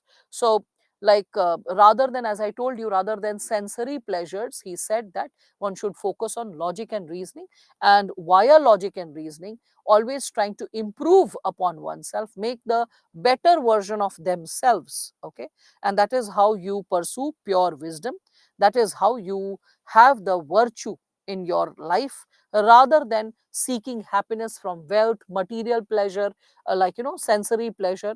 And virtue, he said, is sufficient for happiness, because that gives you logic. And with logic, when you are having a life full of inquiry, moral inquiry, so with virtue, you know that what you are living is ideal, what you are living is correct, what you are living is ethical. So inner happiness, peace, tranquility, and harmony will be there in your existence. There will be no ethical dilemma or friction in your existence. That's why a life of integrity or life of virtue is the best guided life.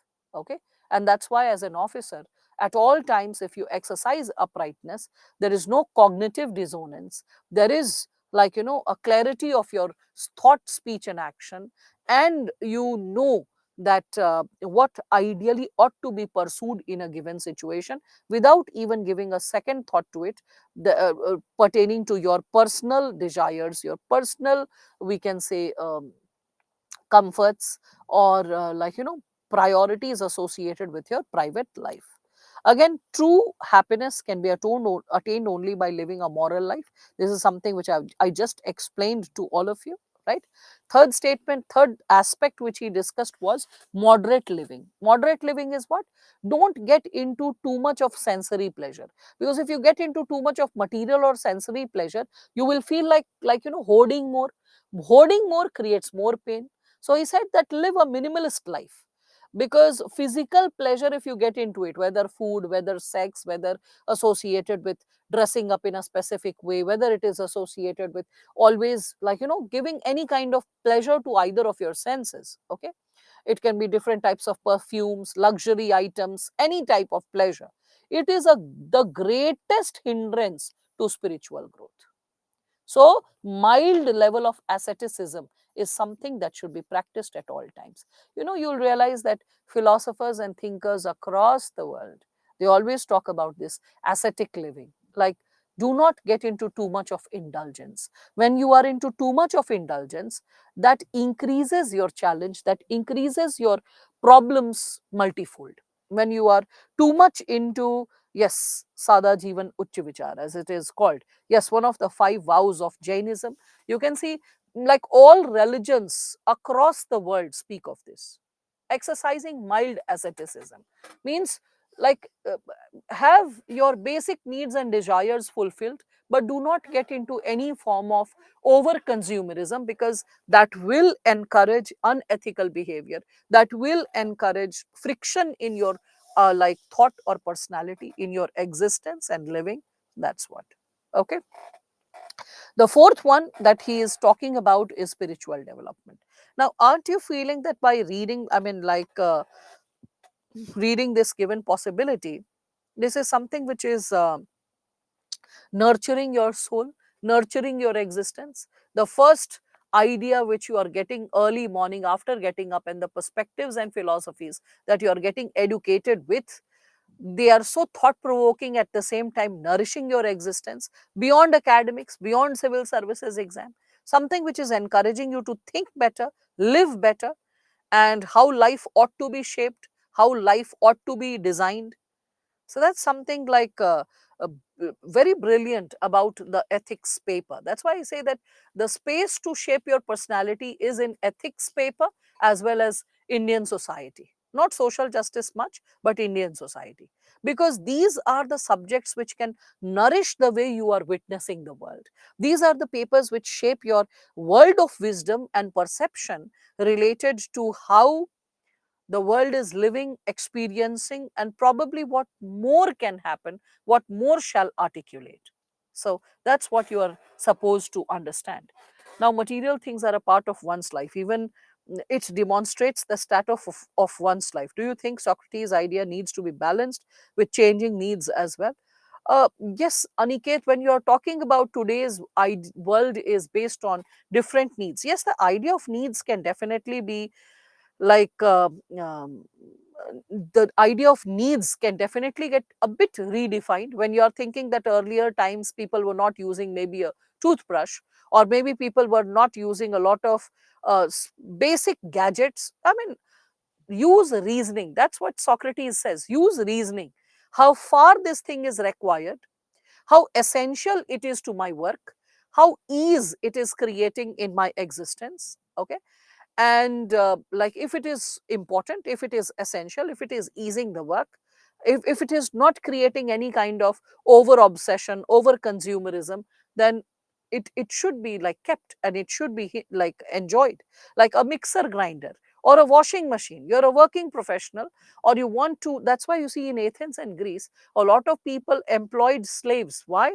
Because daily chores or menial chores, if they are taken care of, you are left with a lot of time to like pursue philosophical discourses, or to pursue your scientific interventions, or any kind of, we can say, exercise pertaining to wisdom. Even you see, whether we speak of Kabir Das or Ray Das, they could not do away with like their basic work, like weaving, like we can say cobbler's work, because that was their daily bread. So they started in like weaving their prayers with their like physical exercise. That okay, for daily bread I will have to weave, so I'll keep weaving, but that will be more like a prayer rather than just a mere act of weaving, rather than just a mere act of making shoe.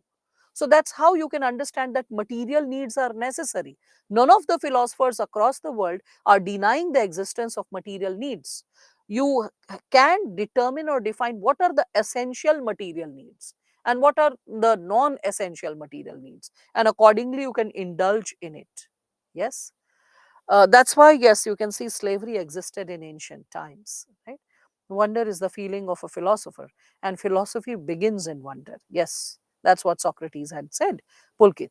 And this idea of wonder is something that is put to test in different ways, which I put it in this manner that UPSC tests your level of curiosity, your level of awareness, your level of alertness. So curiosity and alertness are two key principles along with integrity, which is put to test in civil services exam continuously. The mains question paper, clubbing it with current affairs, is an example of that curiosity and alertness. All the segments which are like Ukraine and Russian war, so asking a question that like which, like let's say, river body or country does not share its border. I mean, the country, the question that was asked, that which country does not share its boundary with Ukraine. Okay, and like various options being given. So that kind of possibility. Are you curious enough to not just know Ukraine from the perspective of war, but also from the perspective of geography? Did you ever see the map? Did you ever notice it? So curiosity, alertness. Okay, pleasure lies and comes from inside. So very true. Yes. So, what is the meaning of material life? Material life is associated with all objective world, the physical world, the objective pleasures, things associated with what kind of, we can say, goods and services we are surrounded by, Vikas. All right. So, there's a possibility that people with right knowledge may not act right always. Yes, and that is what is called unethical behavior. Kirubagar may not, like act as per the knowledge, so awareness not guiding them, that means they did not make a moral choice. right? Okay. So Socrates, he believed that human soul was invisible, immortal, and directs the physical body. Soul is divine, while body is mortal. Soul is making the body alive, and death occurs when soul ceases to animate the body. And one must work for strengthening one's soul instead of body, and soul is strengthened by doing virtuous deeds.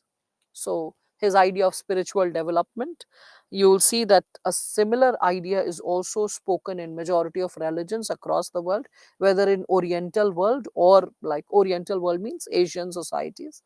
You can find similar ideas being associated with Sanatanism, or sometimes Jainism or Buddhism. Okay, so you can think of that possibility also. Was Socrates an atheist? What were his views on religion?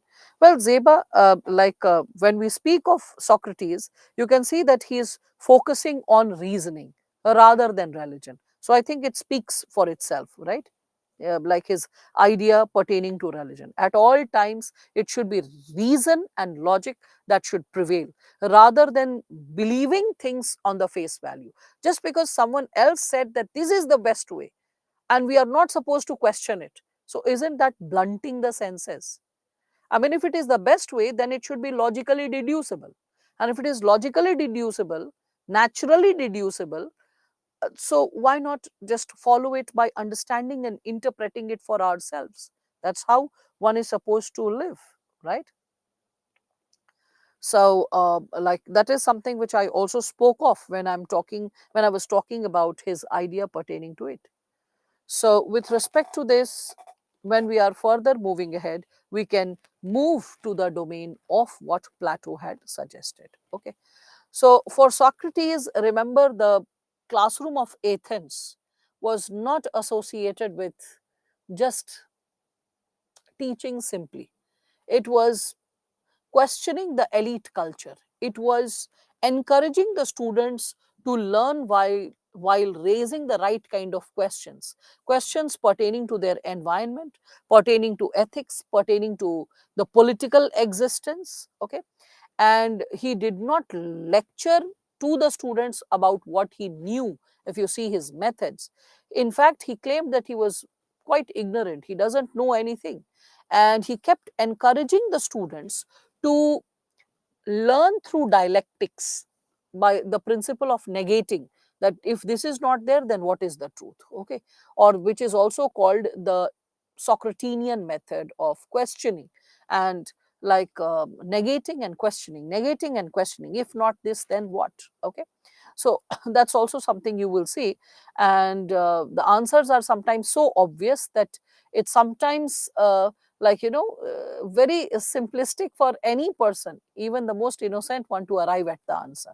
But through the question, your brain gets into the enquiry mode, into the curiosity mode, and probably that's what his, we can say, his purpose of getting into this given dimension.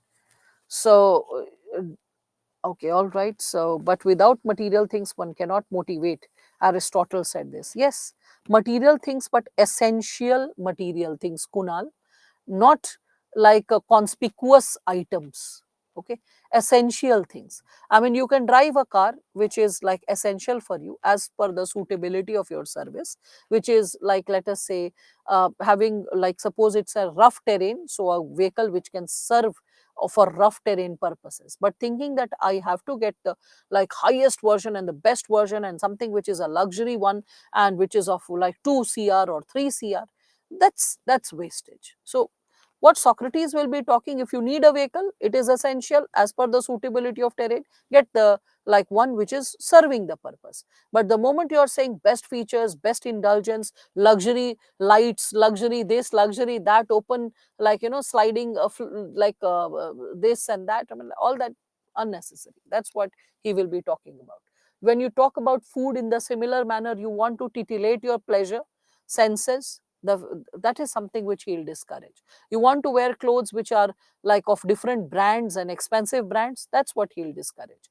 You want to have shoes, one or two like very good quality shoes, good, but if you're going for 10 pairs of shoes, that's what he'll discourage. So Kunal, I think I'm simplifying the question as simplistically as possible. Okay, so as we are further moving ahead, And that's why he had said this given statement, that I cannot teach anybody anything, I can only make them think. And that's probably the essence of he as a teacher, that I cannot teach anybody anything, I can only make them think. All right. Anyway, so as I can show you this segment pertaining to Plato. So Plato, he is probably the most influential philosopher of all times, and he is widely regarded as the first truly systematic thinker from the Western intellectual tradition. And along with his teacher Socrates, who was like the most famous one, Aristotle, we can see that he laid the foundations of Western philosophy and science in the Western world in a way. We can also see that unlike Socrates, he is the person who's applying philosophy in day to day life. He is not the one who's only talking about it, he is academically applying it. So, Socrates, he was quite a debater. Plato is a thinker. That's the difference. Socrates is helping students to learn via debating. He himself loved to debate. Plato is more of a thinker. Okay. So Socrates was the person who was, we can consider, he applied by hoping to persuade the masses, persuade the people in their thought process. While we can see Plato is the person who's theorizing, because he's a thinker, so he's theorizing concepts, and he's theorizing and writing it in the form of books when we are talking about it. So after Plato's death, after Socrates' death, Plato was so sad that he left Athens. He did not want to stay there because of he getting emotionally disturbed and like disillusioned with the idea of democracy and how it operated and led to the death of his teacher. So then, he visited, he traveled across different regions, different areas, and he stayed in many places. So Plato, he returned to Athens in 387 BC, and then he founded a school of learning, a seat of teaching, or his first university, whatever you call it. So he establishes the school of learning called the Academy. That's the name, the Academy. So Plato's educational institution. Okay. And at the Academy, he was it is considered as Europe's first university as well. So there he started demonstrating Socrates's, we can say, teachings, his perspectives, his insights. And it is here that he starts discussing the ethical matters and the understanding associated with ethical matters, which guides a good life, which creates a good human life. Okay. Further, we can see that Plato also introduces the idea of what is right, what is wrong. Okay. With constantly engaging with, we can say, a class of entities which is also called forms. Okay. And he is also given a lot of examples pertaining to forms. Like, for example, he explained the idea of forms through concepts like justice, like beauty, like equality. Okay. And in the world of metaphysics, you will see that Plato is envisioning a systematic and a rational treatment of all the forms and their interrelations. Okay. Starting from the most fundamental of them, when we speak of it, and the most fundamental of them, if I'm speaking of it, it is associated with the idea of what is good and what is right, and which is also an inquiry in ethical and moral philosophy. What is good and what is right? Okay. So he explains what is a good life. He says that a good life requires not just a kind of knowledge. A good life is also associated with habituation of healthy emotions. Okay. So the idea of right and wrong plus healthy emotions, healthy emotional responses, creates a harmonizing of, we can say, reason, spirit, and appetite, and because of which a person can lead a good life. So he tries to explain the form of good. What is the form of good? Okay. Anyway, so a brief biography I have just given you over here. You can see that he is a student of Socrates, born in 427 BC, and when Socrates is dying, he's traveling to Egypt and Italy and studying with the students of Pythagoras, several years visiting the ruling family of Syracuse. Okay, and he himself was quite belonging to an affluent background. Anyway, in 386 he returns to Athens. He establishes his own school of philosophy, that is the Academy, and Aristotle is his most famous disciple. And then comes his idea of virtue. Plato's idea of virtue, when we speak of it, we all can um, like uh, um, whatever Socrates said, if this would be asked to anyone, all the people would accept the teachings of him. But still, all these luxurious things are getting manufactured. Then why is ethics not followed by the business tycoons? Because that's how economy runs. That's how the economy, the world of economy runs, and how that's how wealth hoarding happens. That's how material pleasures are collected. Because, like for example, how will Mukesh Ambani buy a yacht if he is unable to profiteer? So yacht is another level of luxury. You can purchase a yacht, you can purchase your own jet plane if you have enough material assets. So you can have a helipad on the roof of your house if you have your own material assets. So the very possibility of, when we are speaking of this given dimension, yes, Pulkit, what you're asking, that's the truth. It is inspired by Plato. So when we are speaking of this given possibility associated with the and the thinkers, we all can understand this given dimension, that they will be talking about what is the ideal thing to be. But if you see capitalism and how capitalism unfolded, that's why I said Indian society has to be understood very thoroughly. If you understand the background of globalization, which is associated with commercial revolution, later capitalism, later colonialism, and after colonialism, post colonialism, and then neo colonialism, and all this shaping the idea of world in which we are living, and the idea of politics and economy which is unfolding before all of us, and the politics and economy encouraging us to consume more, because the more we consume, the more we will spend. The more we will spend, the more the possibility of the rich growing richer. Okay, so the rich will provide us some money, not a lot of money, but some money, so that our economy keeps ticking, and they will keep us with a, we can say, a relative level of I would say reference, and the reference will be given to all of us, that this is the right thing or that's the wrong thing, or this is something which is worthy of following.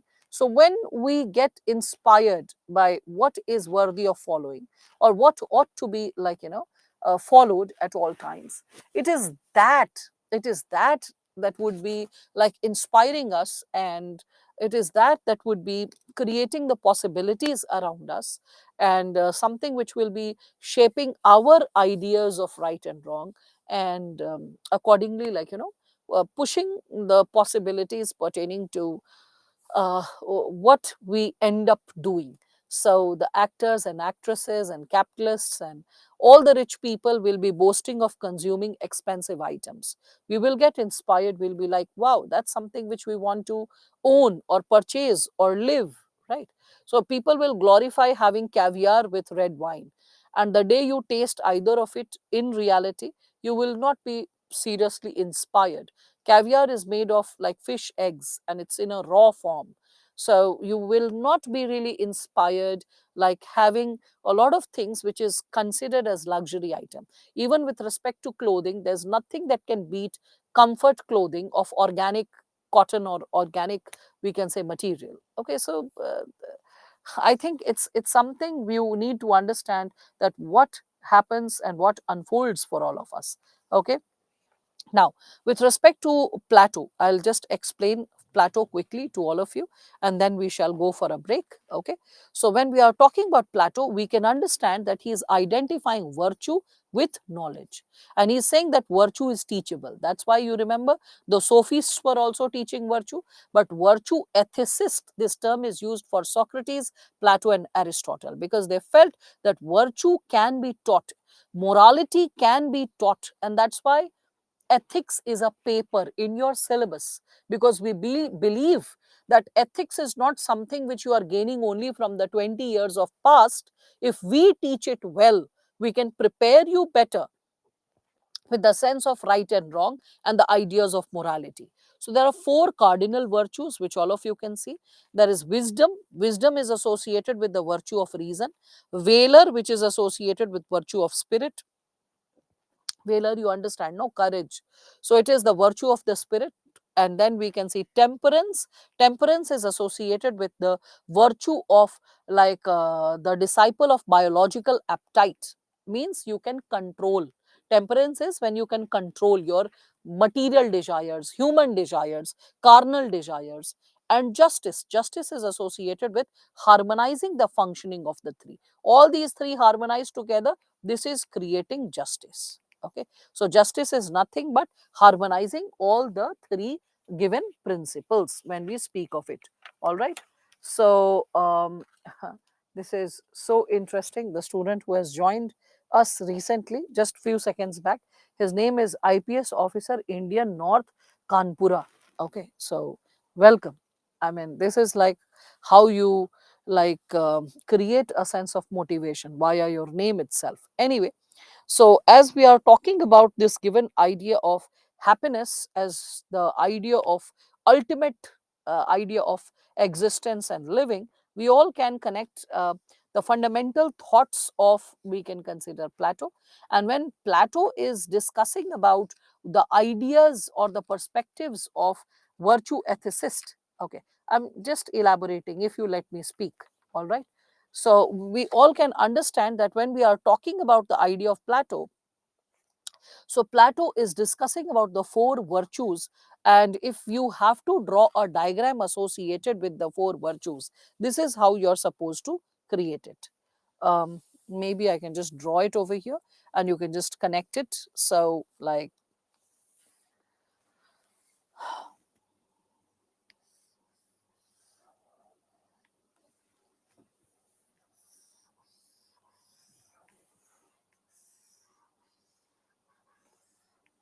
okay, three triangles as you can see.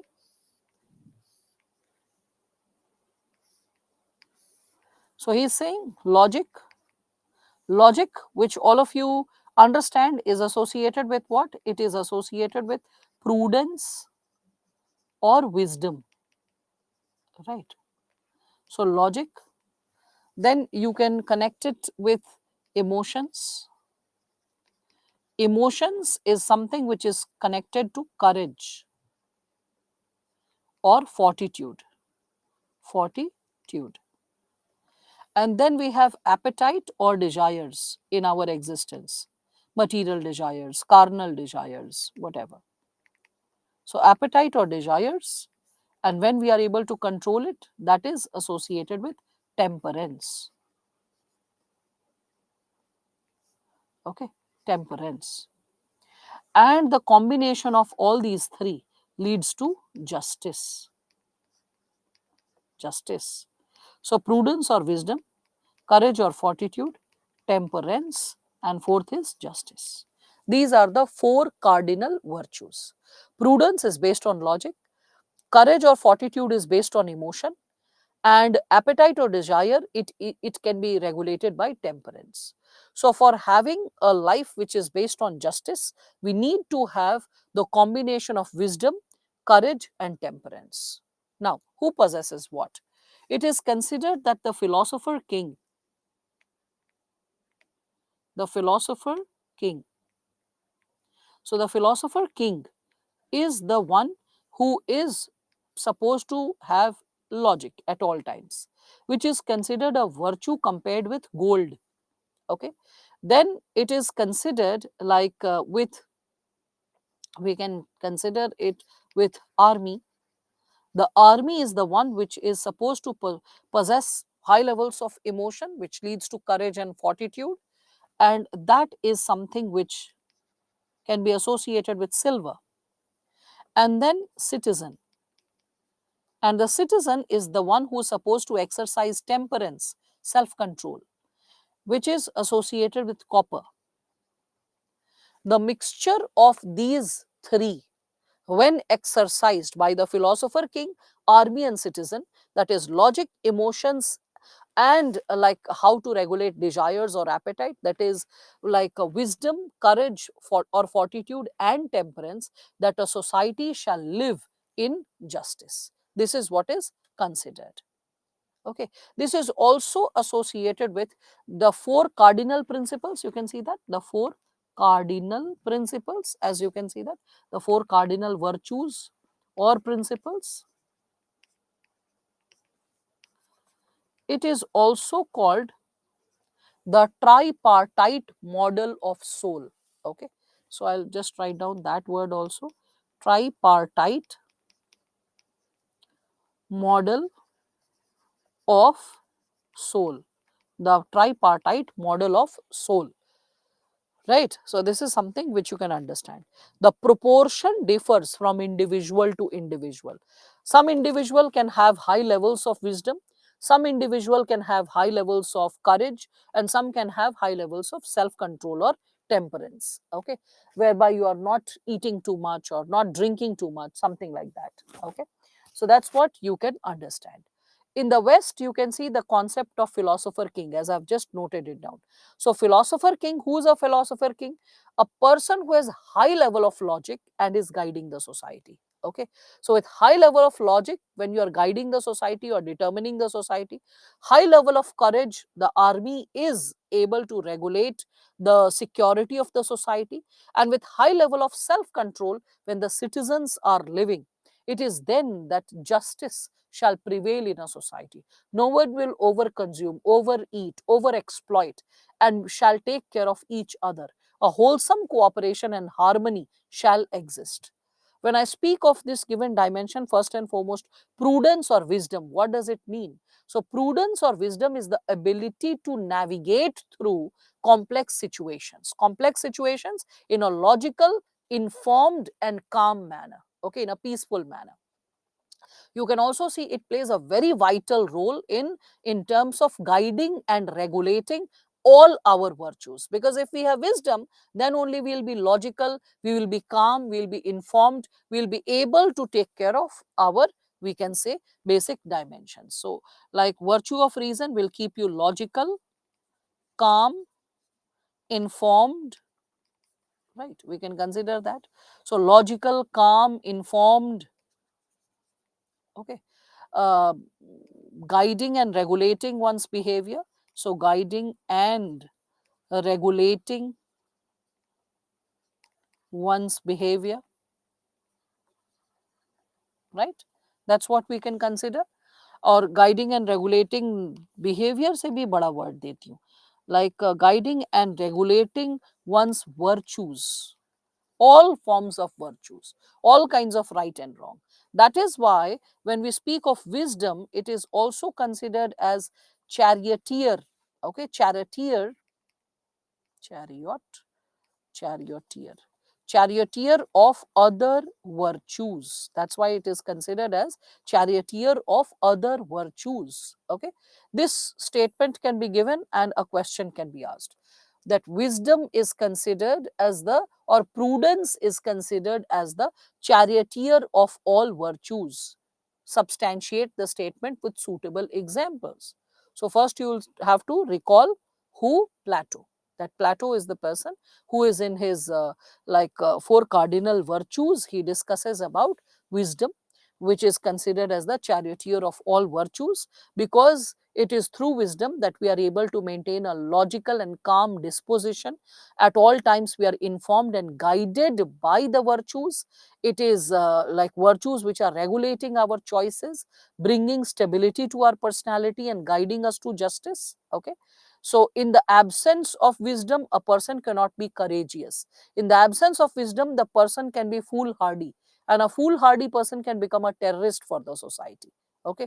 So, wisdom is something which is giving us the sense or the logic of how to be right and how to be wrong. Okay. Valor, which is also over here, you can connect it with the term courage or fortitude. So, courage or fortitude, when courage or fortitude is associated with, like, justice, we can see that it serves a society in even extraordinary situations. And even in day to day life challenges, courage and fortitude helps us to overcome the smaller hurdles. So, even to live is considered as an act of courage when we speak of courage. Similarly, temperance, when we speak of it, temperance is to save yourself or protect yourself from excess, any form of excess. Maybe for those students who are struggling with the term, so saving oneself, maybe I wrote it too quickly. So, saving oneself from excess, any form of excess is what we can consider is temperance. Okay, so it is associated with, you can consider self regulation, it will be associated with obedience and discipline, right?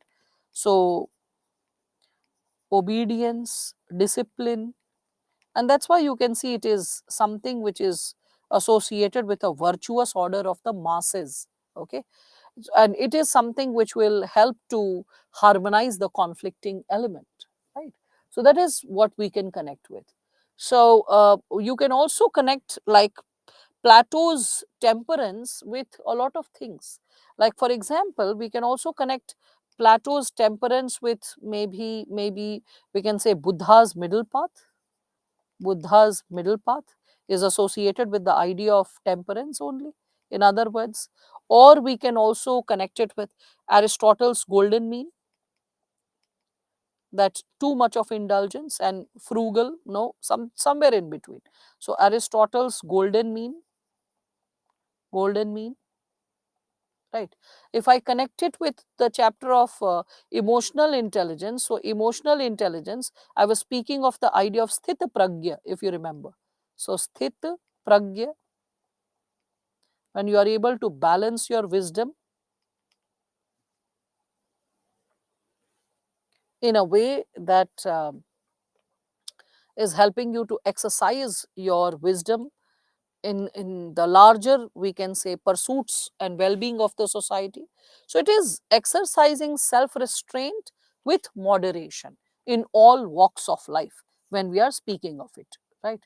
Middle triangle came out of third triangle, eh? What does that mean? I cannot understand that, Shalu. Okay, so with respect to this justice, again, we the fourth subcomponent and the last subcomponent when we are talking about it. So the idea of justice is nothing but a combination of all these possibilities. So even before Plato, we can see, I mean, Plato has written the book Republic. All of you must be aware of it. So even before Plato, Cephalus is another thinker who spoke of justice, and he says that justice is like speaking the truth and paying one's debt. So when you are always liberal, reformative, that the idea of justice comes into existence. Polymarchus before Plato had said that justice is based on the idea of tit for tat. Okay, you can also see justice is doing good to friend and harm to enemy, is also what Polymarchus considered. When I'm talking about Thrasymachus, okay, oh wait, Thrasymachus, yes, Thrasymachus, if I speak of him. So he was the person who said that justice is the interest of the stronger. Okay, the mightier one determines what justice is. So justice is the interest of the stronger. Similarly, Confucius, he considered that justice implies punishing the wrongdoer and rewarding the virtuous one. So, like, we can consider rewarding the, like, punishing the wrongdoer and rewarding the, like, virtuous one. Even the idea of justice in Islam, if I speak of it, so it is considered that God commands justice and fair dealing from all. Okay, so stand out firmly in the path of justice, even if for justice you have to go against your own self, your parents, your relatives, rich or poor, anyone. But you should always stand for the idea of justice. Okay. So that's why when people ask that, ma'am, in case study, if it has to be against our parents or against the well being of our family, then what? Are we not answerable to them? No. First and foremost, you are answerable to the idea of justice, the values, the ethics. You are supposed to answer to the larger interest of the state, national interest. That's the purpose of your job, to understand what your priorities are. And once you are systematizing your priorities, so will fall that who should be given priority in what order. Never ever compromise with your values, and relationships and other things fall in its place. If they are truly genuine, they shall survive the test of time. If they are not genuine, then what's the use of like beholding the burden of inauthentic relationships per se. So justice, we can see, it is a virtuous possibility whereby an individual is consistent with the idea of goodness, right? And socially, justice is what? It is social consciousness. The idea of social consciousness whereby, like, the society is internally harmonious and good. Okay. So justice is treating other people with fairness, even if they have done wrong. Treating with fairness, mind it, I'm not saying kindness, treating others with fairness even when they have performed something wrong. Okay. So we need to have a unity of virtues, and when I speak of unity of virtues, this is the diagram which you can draw. You can just make it like this: wisdom, and after wisdom you can make courage, after courage you can put justice, and you can put temperance, and after this you can like create like this a model, right? So that's what this is, like we can say unity of virtues. So a fine balance between all, this is what you need: a fine balance between all, a fine balance between all.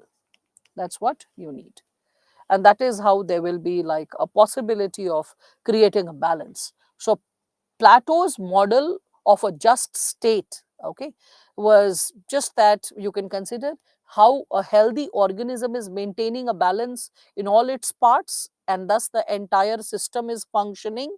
In the similar manner, in a society, there has to be a harmonious functioning, which leads to the existence of, we can say, the society. Okay, so the harmonious functioning of the society, harmonious functioning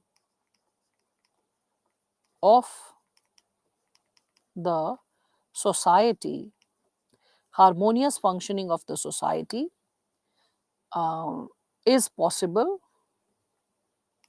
is possible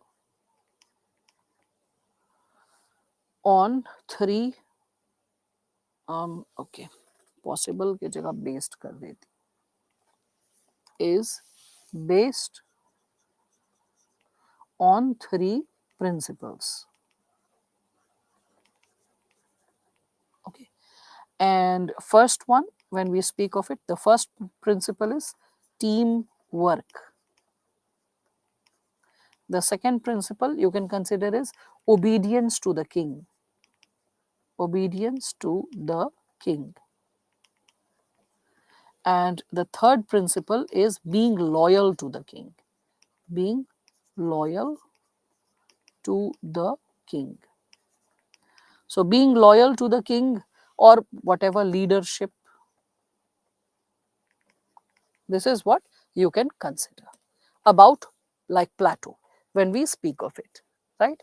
So I hope all of you are able to understand the core principles pertaining to it, pertaining to him, and via the diagram, via the explanation that has been written for all of you.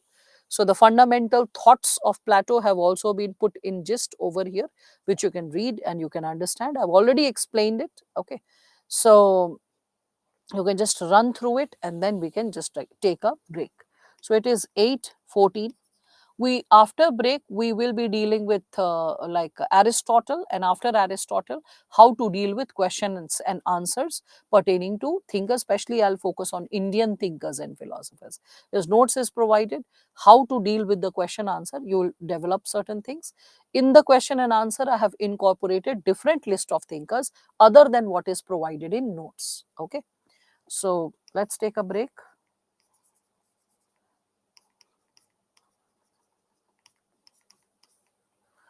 Okay.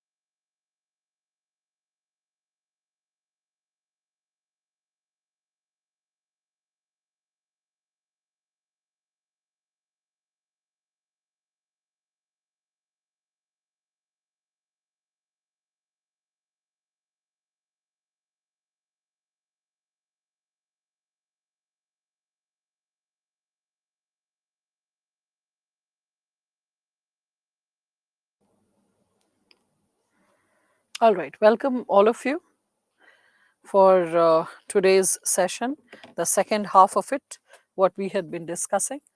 So, we discussed about Plato and the insights pertaining to Plato.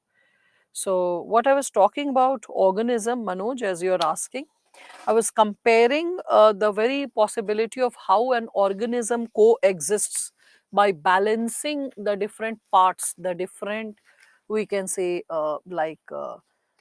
different organs or different parts of its body for the benefit of the wholesome well being of the organism. In the similar manner, Plato considered that the harmonious functioning of, like we can say, the harmonious functioning of the like four cardinal virtues is something which can bring in like a greater sense of balance, because the four clubbed together, that is wisdom, courage, temperance, justice, is something which is creating harmonious functioning of life, of society.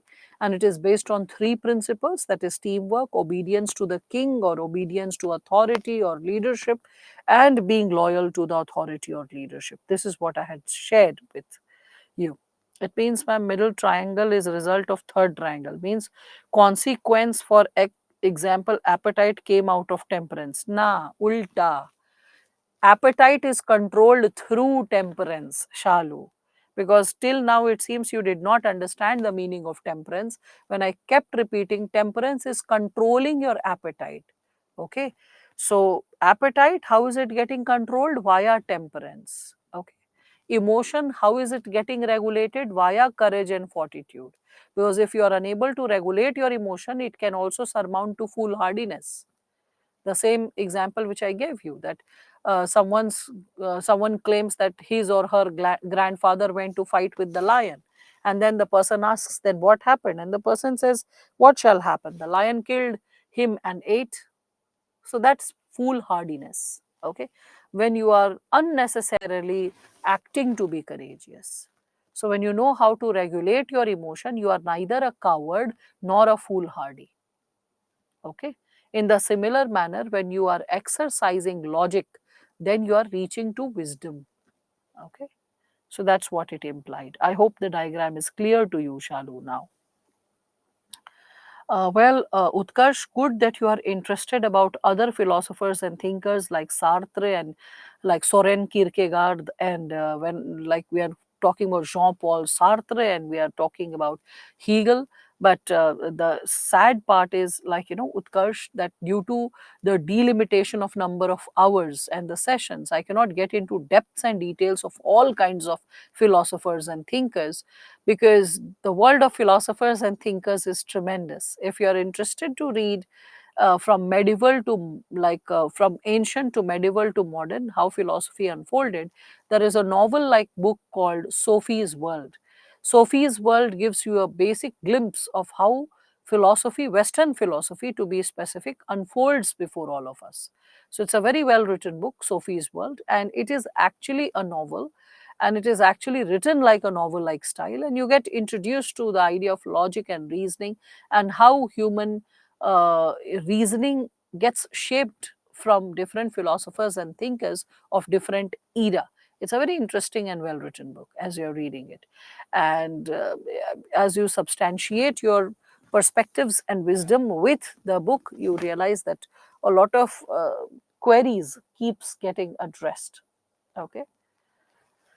Yeah. The philosophers and thinkers will be similar to the optional of philosophy. What is Stoicism? Let us head later to Stoicism's Zeba, because bit by bit we'll be moving ahead with it. There is a thinker called Zeno who will be connected to Stoicism, but let us follow the order. Should we read all philosophers from Subbarao? Have an overview, at least 250 marks at stake, Mrityunjay. Why to shy away from even reading one book when you are ready to read like 5 books for geography, 4 NCRTs, and then one GC Leong, and then coaching notes, and then the teacher's notes, so much just for 80 marks of geography. Same as with polity, just for 80 marks of polity, NCRTs, and then you are open to read uh, this Lakshmikant, and then reading other notes and material and current affairs. And for ethics, not even one book. How painful. Okay, so just read at least one book, get an overview of things, right? Should you need differently from PSIR and ethics? No, core concepts will be the same, Misbah. It's just that the priorities may differ. For example, we have been discussing about ethical concerns pertaining to Socrates and Plato. We were not discussing about political insights per se. So that's the smartness you need to have. Till now, entire syllabus and all thinkers talk about morals, values, conduct, but no one is talking about happiness. Huh? Who is not talking about happiness? Didn't I discuss? That means you were missing while happiness was being discussed with respect to Socrates. Satyam. So, why were you absent while the component of happiness with respect to Socrates was being discussed? You should have been present. DK Balaji ethics book. I have not read DK Balaji's book. If it is good, you can go ahead with it. Lexicon is fine. It's little dry, Snehalata, because examples are not there, too many. And you can see in the previous year question, um, after every few questions, there is a question pertaining to illustrations and suitable examples. So you need to like have an access to illustration and suitable example. So, wisdom leads to logical behavior. Yes, definitely. Wisdom leads to the logical behavior, the manifestation of it. Is there any Indian thinker who was well known and followed by other thinkers? Many, many, many of them, I would say. Like if Vikram, you look into it, you will find that the like philosophy of Buddhism is practiced across the world and it has inspired so many philosophies. It is considered that Aristotle, because he was the, we can say, the teacher of Alexander, and Aristotle's golden mean concept is coming after the possibility of, and a lot of concepts which he discusses later is coming after Alexander's, like this coming to India and the fight that takes place.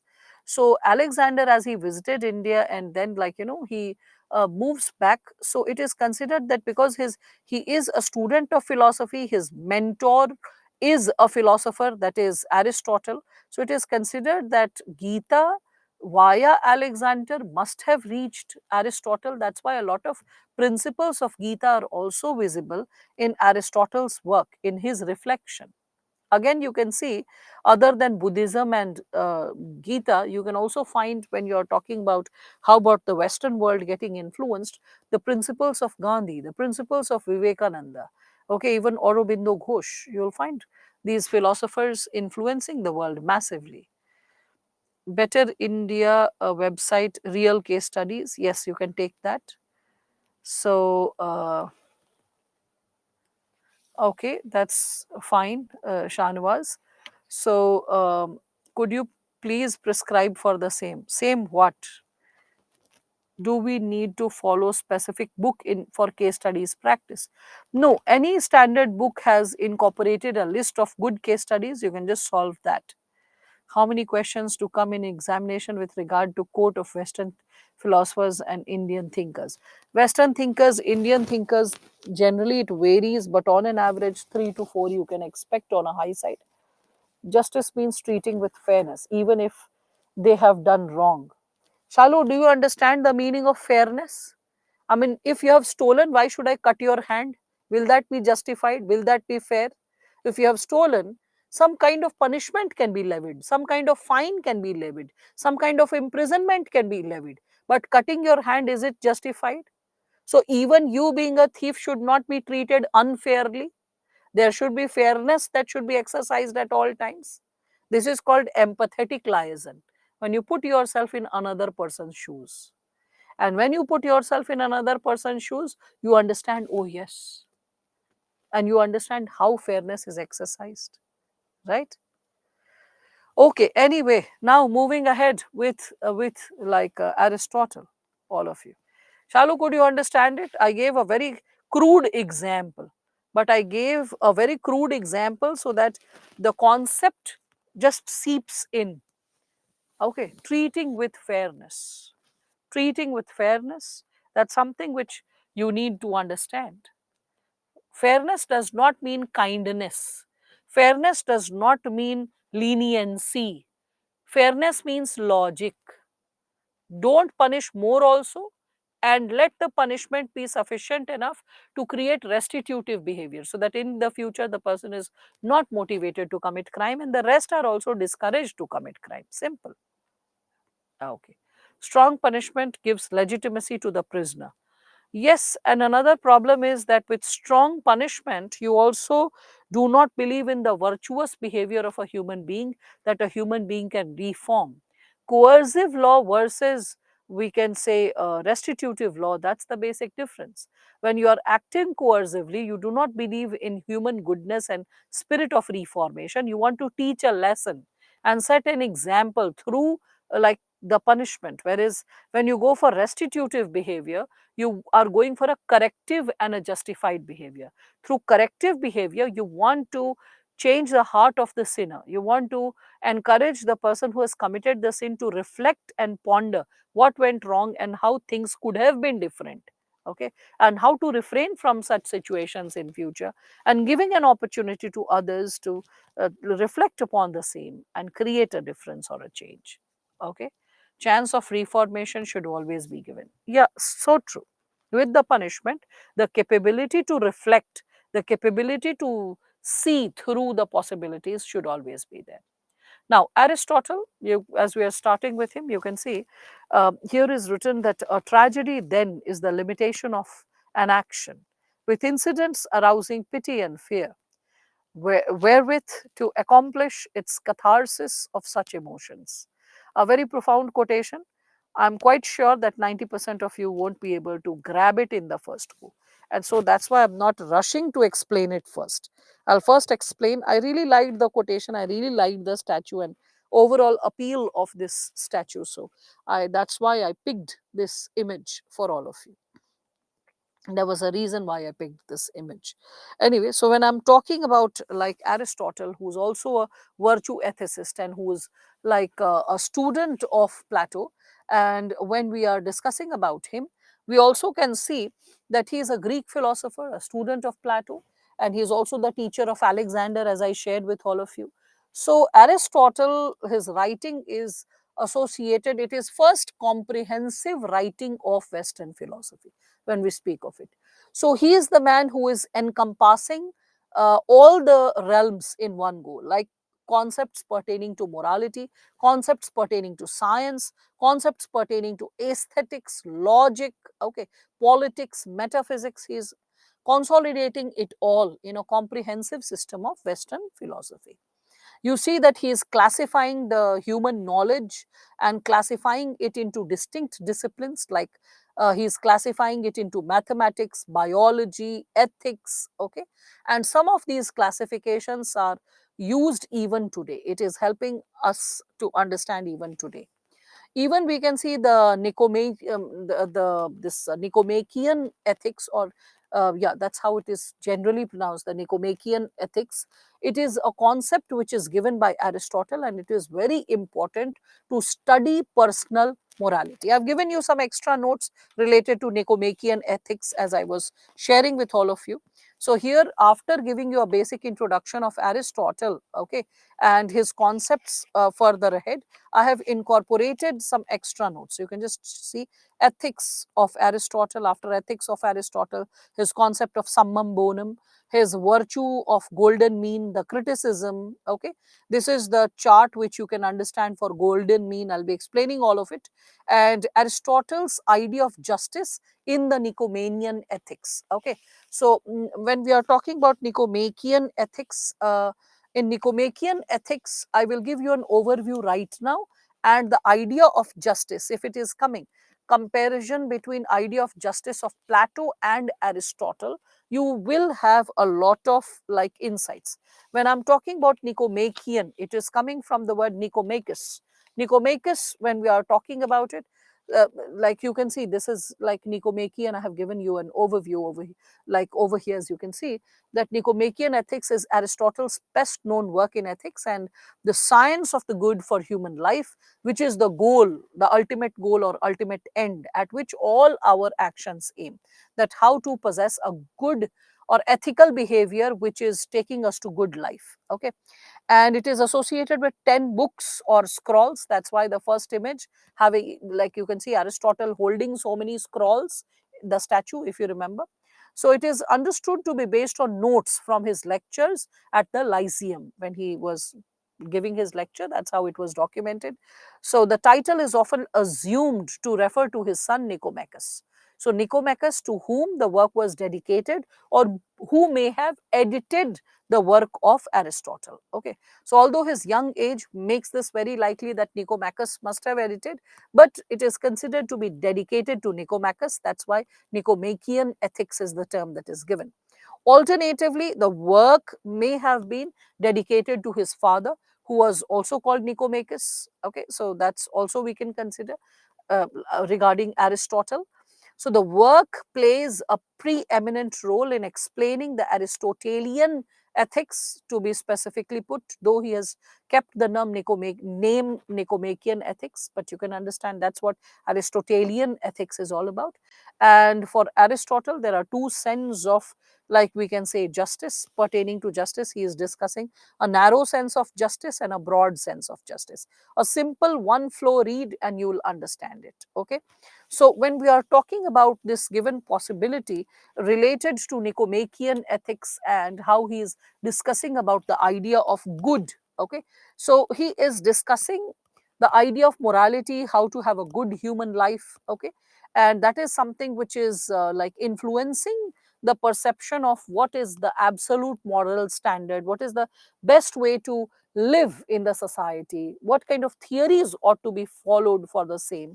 And that's how, like, Aristotle found out that the ultimate purpose of human life is to fall under the category of practical or applied sciences. It is not only associated with knowledge for the sake of knowledge, it is also the purpose and application of knowledge that we should focus on.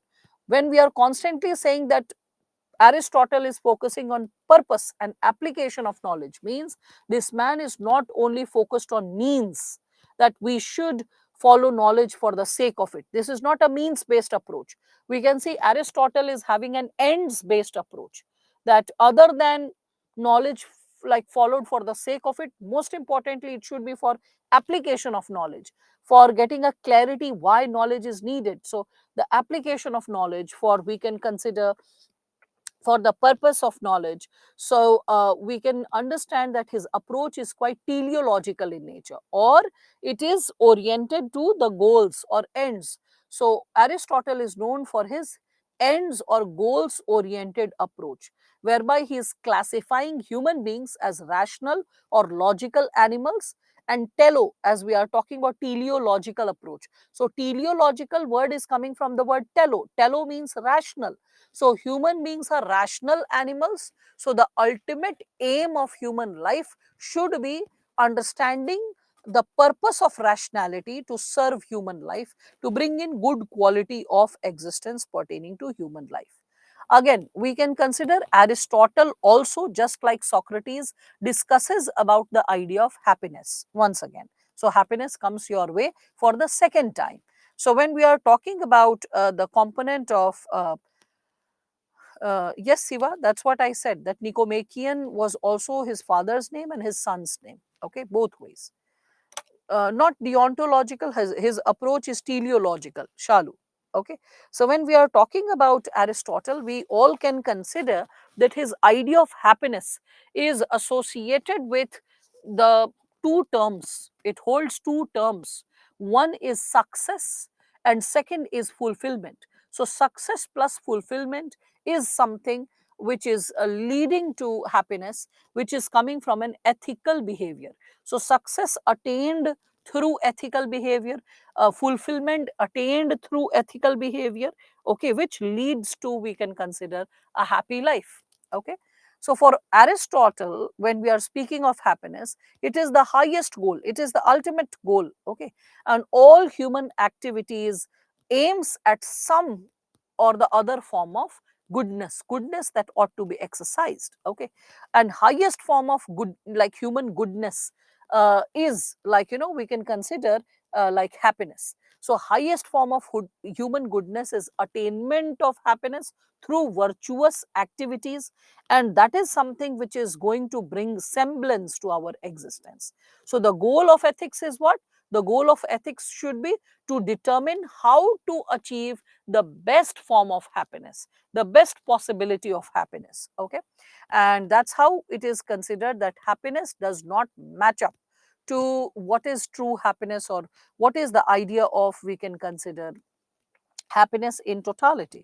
So we can consider that it is generally associated with lacking the virtue. Okay, and when we speak of virtue, virtue is associated with what? Disposition to behave in the right manner, how to behave in the right manner.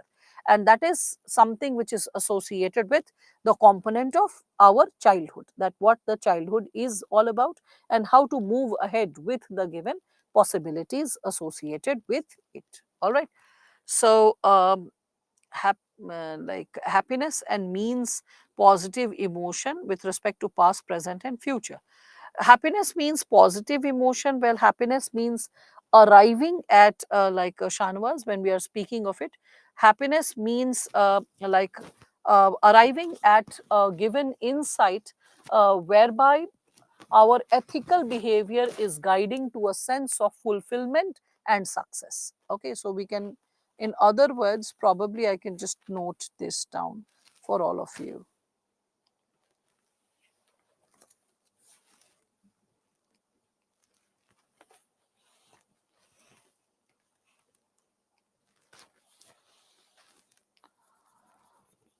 Happiness, when we speak of it, so we can consider that it is associated with success and fulfillment. Success and fulfillment. This is also highest goal in our life, our highest goal. We can also consider, along with being our highest goal, it is associated with the ultimate good, associated with virtues or the ultimate good, ultimate good, or we can also say highest human good, highest human good, which is an end in itself, means serving others. When serving others is the highest form of satisfaction that you can get. So highest form of satisfaction is coming from serving others, and that is a goal in itself, and that is something which is serving the purpose of happiness. Okay, so you could also consider that the goal of ethics, the goal of ethics is to determine how to, is to determine how to, or how best to should be a better word, how best to, how best to achieve happiness.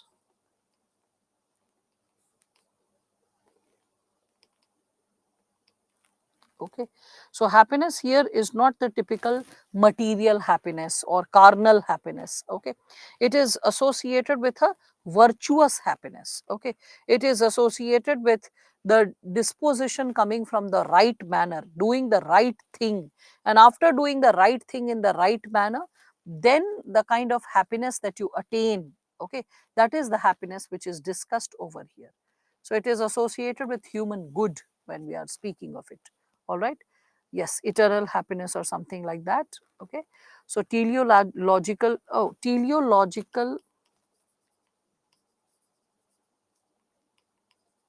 is associated with goal or ends oriented approach.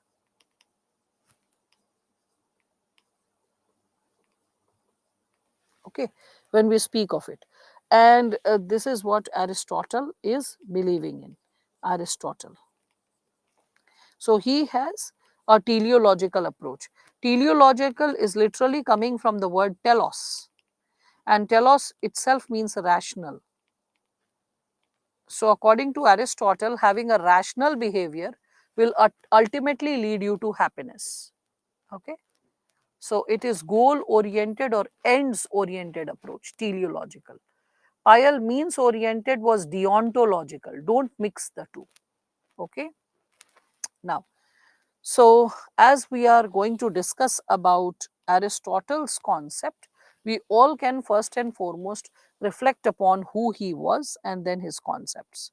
So we all can know that Aristotle, he is born in 384 BC in Greece. His father is a court physician of Macedonian king, and he lost his parents at a very young age.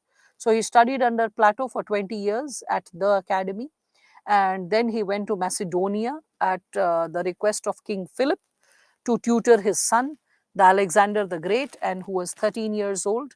And further, we can see that he is discussing about the idea of virtues. He is discussing virtues are of two types: intellectual virtues and ethical virtues. With respect to intellectual virtues, he said that the higher is the value of intellect, which comes from reason, okay, and contemplation. So when we are arriving at, we can say, virtues which are derived from reasoning and reflection, that is contemplation, that is called intellectual virtue that we gain. Ethical virtues are associated with how we act.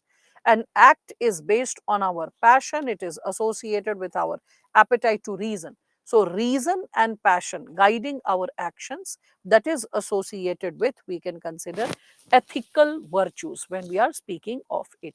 Okay. Again, we can connect with, we can say, intellectual and ethical values, which together is creating happiness when we are talking about this idea of happiness. So intellectual plus ethical values is leading to happiness, and our existence in the society should always be in tune with the ethics of the society. Our reasoning should not be outside the society or outside the logical purview of the society. It should be associated with the society, and with respect to it, he is connecting the idea of controlling emotions through reason, because knowledge is not the only thing, knowledge or facts is not the only thing which is making a person virtuous. Controlling the emotion is also important, because many people, they fail from controlling their emotion, like loving good food, eating a lot beyond what the body needs, like, loving to sleep, so sleeping a lot beyond what is required and disturbing their timetable, their preparation, right? So anything which is lacking self discipline is something which lacks knowledge and reasoning. So, self discipline is something which he is saying that brings in the possibility of knowledge. And with practice, we can like arrive at virtuous conduct. Virtuous conduct shall become a habit. All right. So,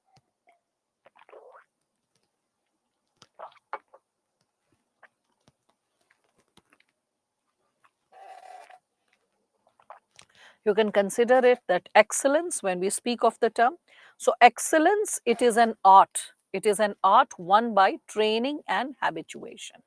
So when we are training ourselves and getting us habituated to the ethics, means what is the right thing to do and how we should always continually indulge in the right behavior. Okay. Repetitively doing the right thing. Okay. It is then that excellence is not an independent, isolated act. It will be a part of our personality and our human habit. So, this is what, when we speak of excellence, that it is not an act, but it is a human habit when we speak of it. All right. So that's what you're supposed to understand. So without self-awareness and self-control, is it possible to be self-disciplined? But who said, Shanawaz, that self-discipline is without self-awareness and without self-control? I mean, how are you arriving at this like interesting conclusion when we are speaking of it?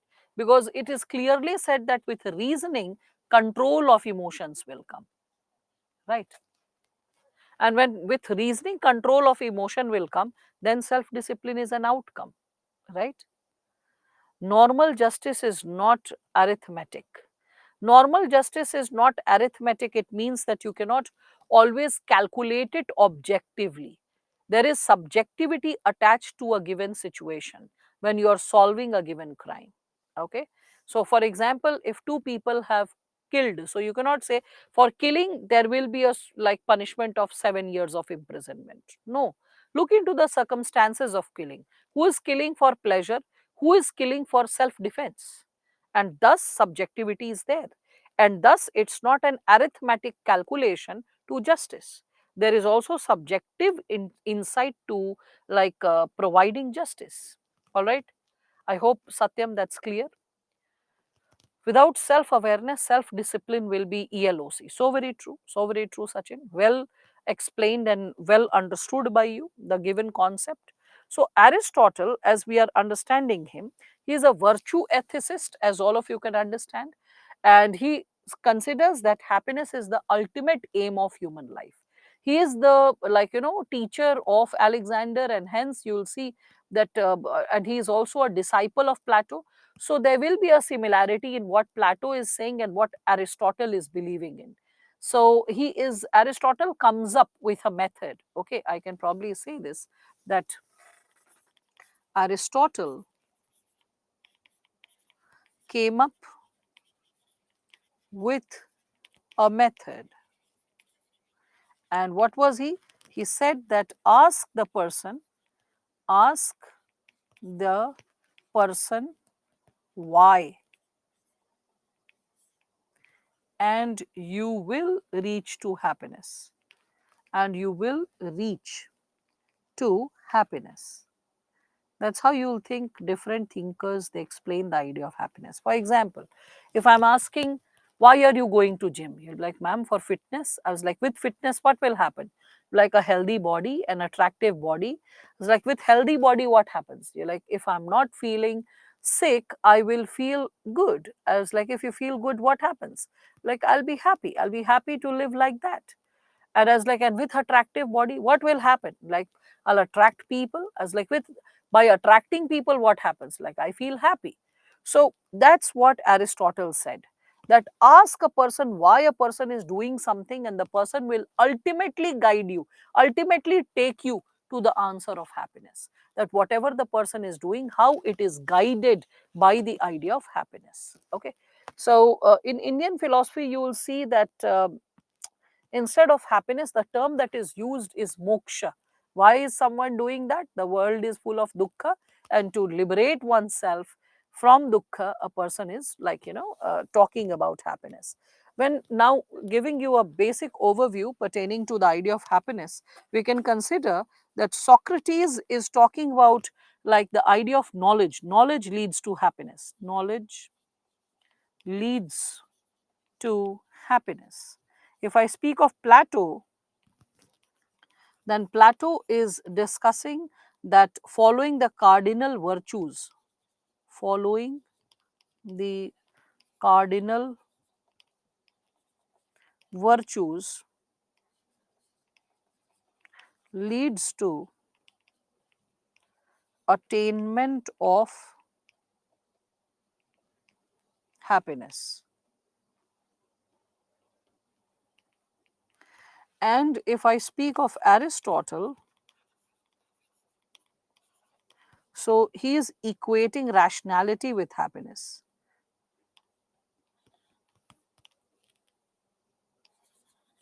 Equated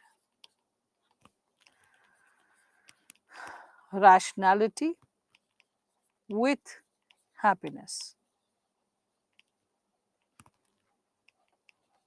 You'll also see, Aristotle, when we are speaking of him, he says that there is nothing like absolute standard of morality or any ethical theory which can be firmly grounded in the realities of daily life of human beings, I mean human nature.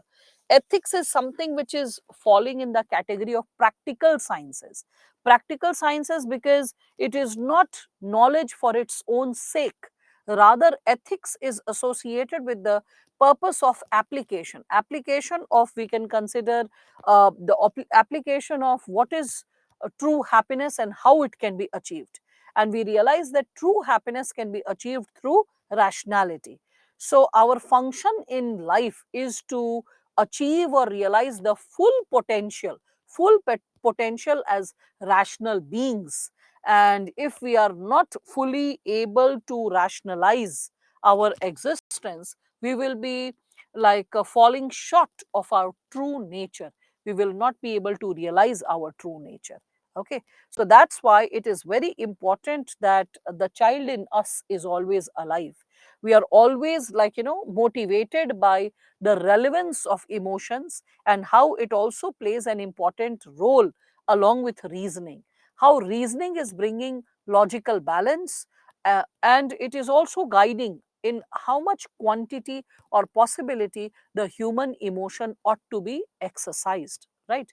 Similarly, when we are talking about it, the concept of it, we can connect it with summum bonum. Summum bonum, I've already given here that Aristotle believed in teleology, means the end purpose of everything. And when we are talking about the concept of summum bonum, it was first and foremost given by the Roman, we can say, philosopher Cicero. And Cicero, when this term summum bonum was given, it means, literally means, the highest good. The highest good.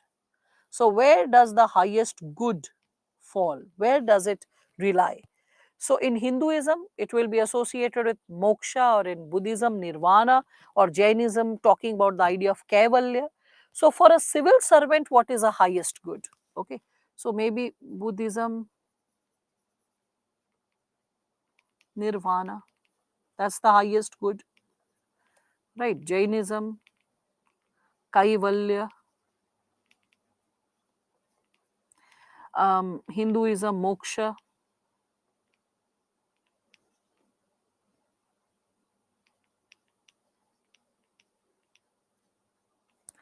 And then you can ask, for a civil servant, what is the highest good? So it will be public service. Public service.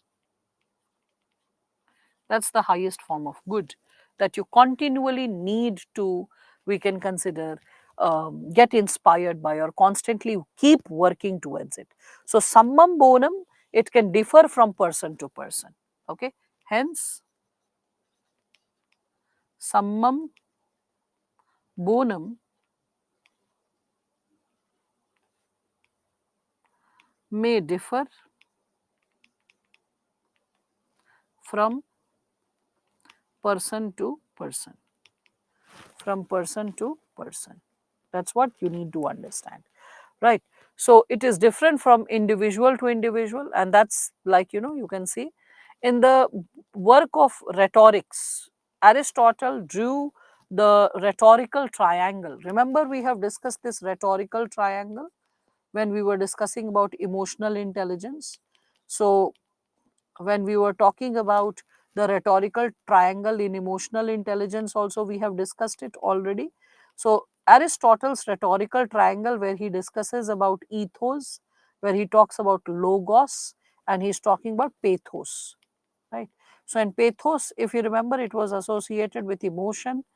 Ethos was associated with character or the virtue of the speaker, and logos was associated with reasoning. So reasons, facts, when we discuss about the same. And in the tripartite model of soul, we can say that he is using the same. So in tripartite model also, he is discussing about this.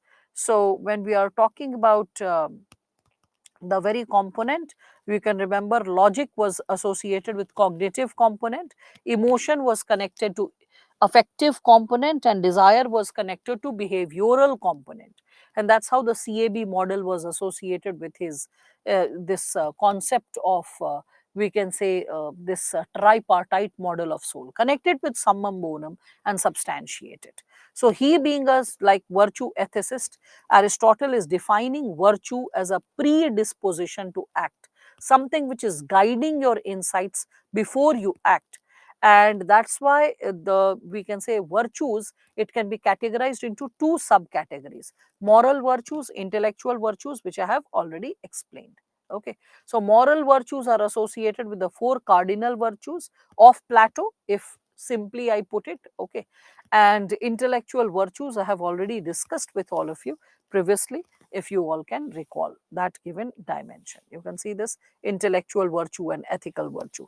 So that's what all of you are supposed to reflect upon. All right. So again, moral virtue and ethical virtue, after that, if we are speaking of it, we can connect with his theory of golden mean.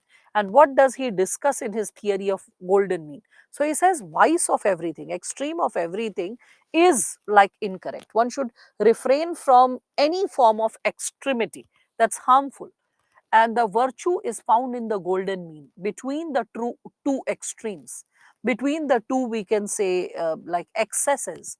So one is too much excess and then another one is deficient. So virtue, it lies somewhere in between.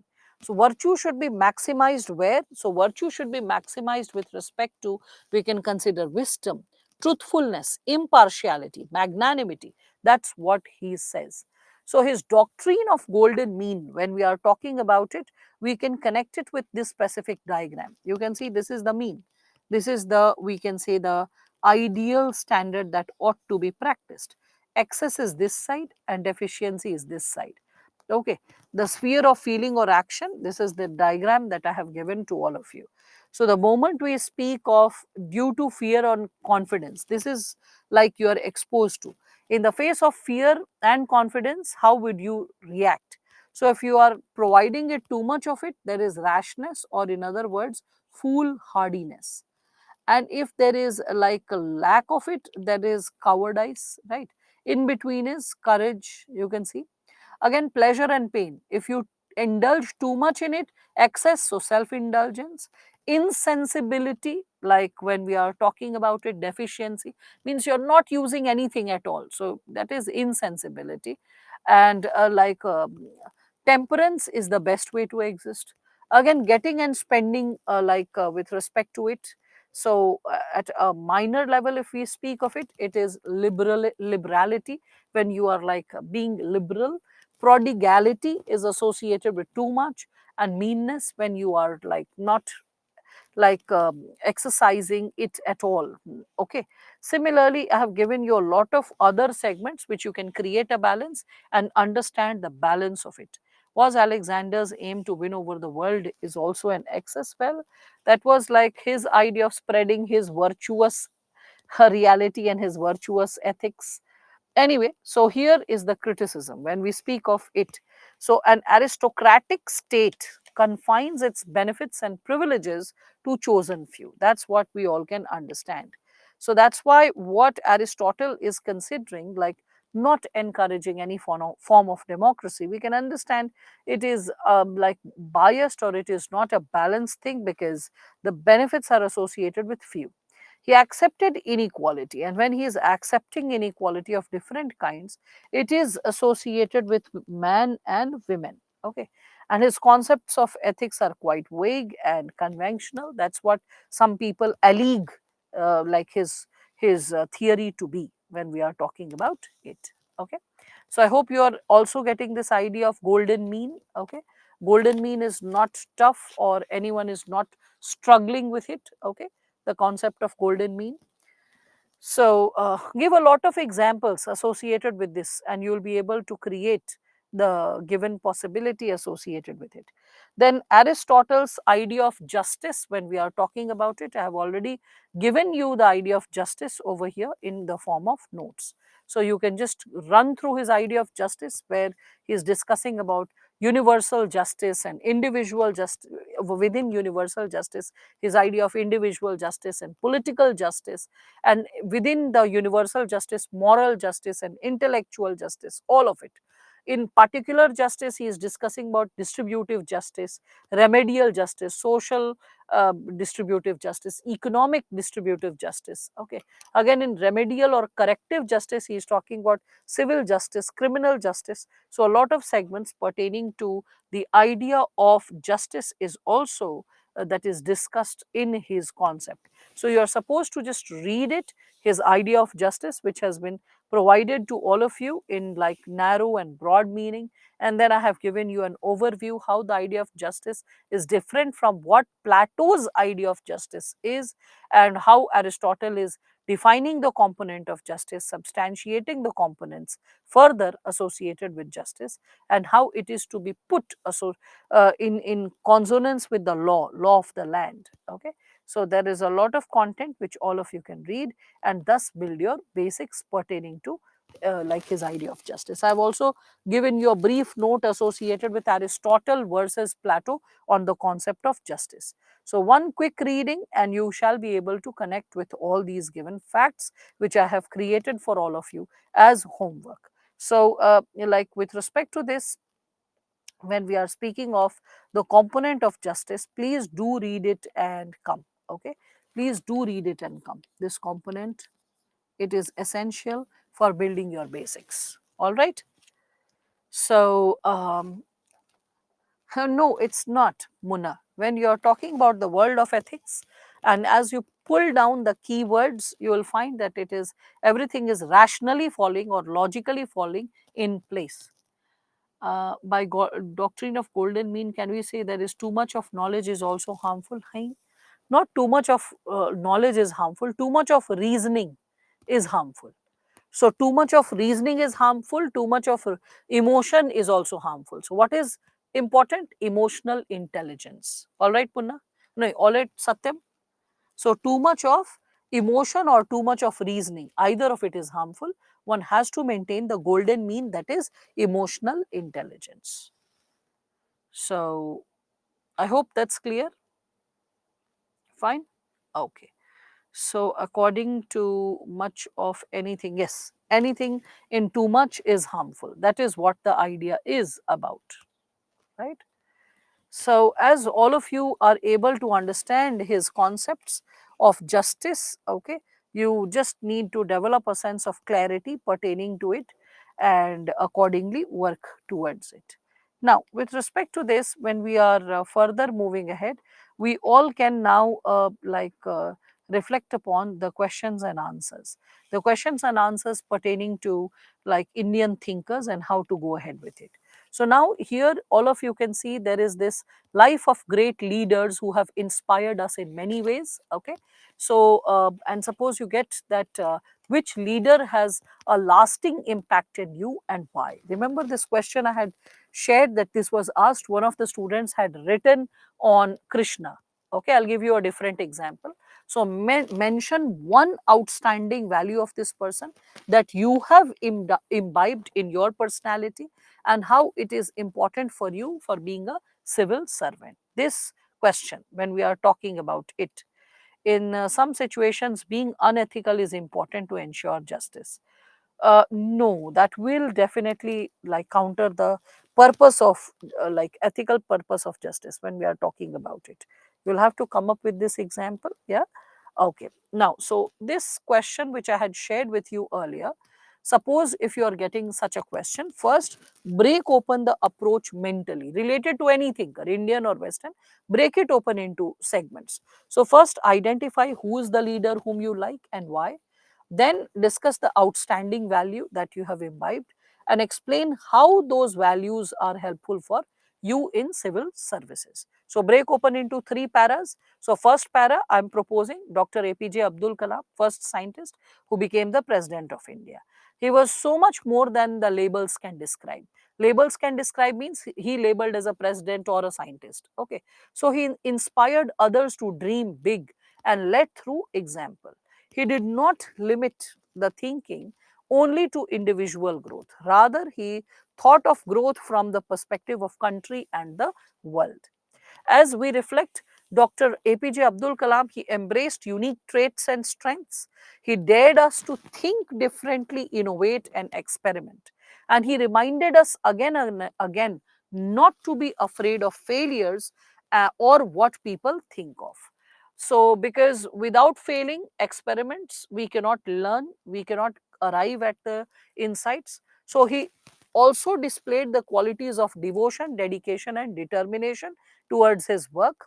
Okay, and his vision, the outcome of his vision was a developed and progressive India. We also could see that his leadership also inspired his team, enthused his team, even during the times when like things were not conducive, because he used to be the first person to accept failures. I discussed that with all of you, that a great leader is the one who's not always leading from the front but also leading from behind. So leading from behind, when credit has to be given to the team for the success of a specific mission, and leading from the front when the person has to take the responsibility of the failures that have been experienced on ground related to the initiative that has been taken. All right. So that's what we are talking about. Again, with respect to Sir APJ Abdul Kalam, as we are moving to the third part of the answer, what has inspired you? So the most outstanding value of Kalam sir was what?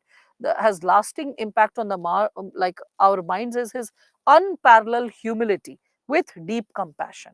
Unparalleled humility with deep compassion, now connected with the values you need for civil services. So Dr. Kalam, he wanted each and every Indian, okay, to realize his or her fullest potential, and that is where the well-being of the country is. So he said that look at the sky, we are not alone. The whole universe is friendly to us and conspires only to give the best to those who dream and work. So, with respect to this, connect the dimension of humility and compassion with respect to civil services, how it would be helpful for you. So, just give an idea that humility is bringing, like, a modest or low view of one's importance. Means you're a humble person in all situations. If you're humble, what will happen? If you're humble, you can see that a person will not exercise supremacy or an ivory tower mentality, individualism, or disdain for public participation in decision making.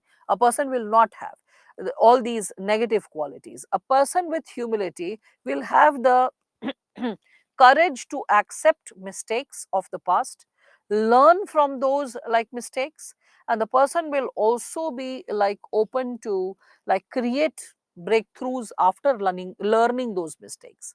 A person we can see is also like ready to be responsive, ready to be like taking the responsibility and being respectful to the wishes, being accountable.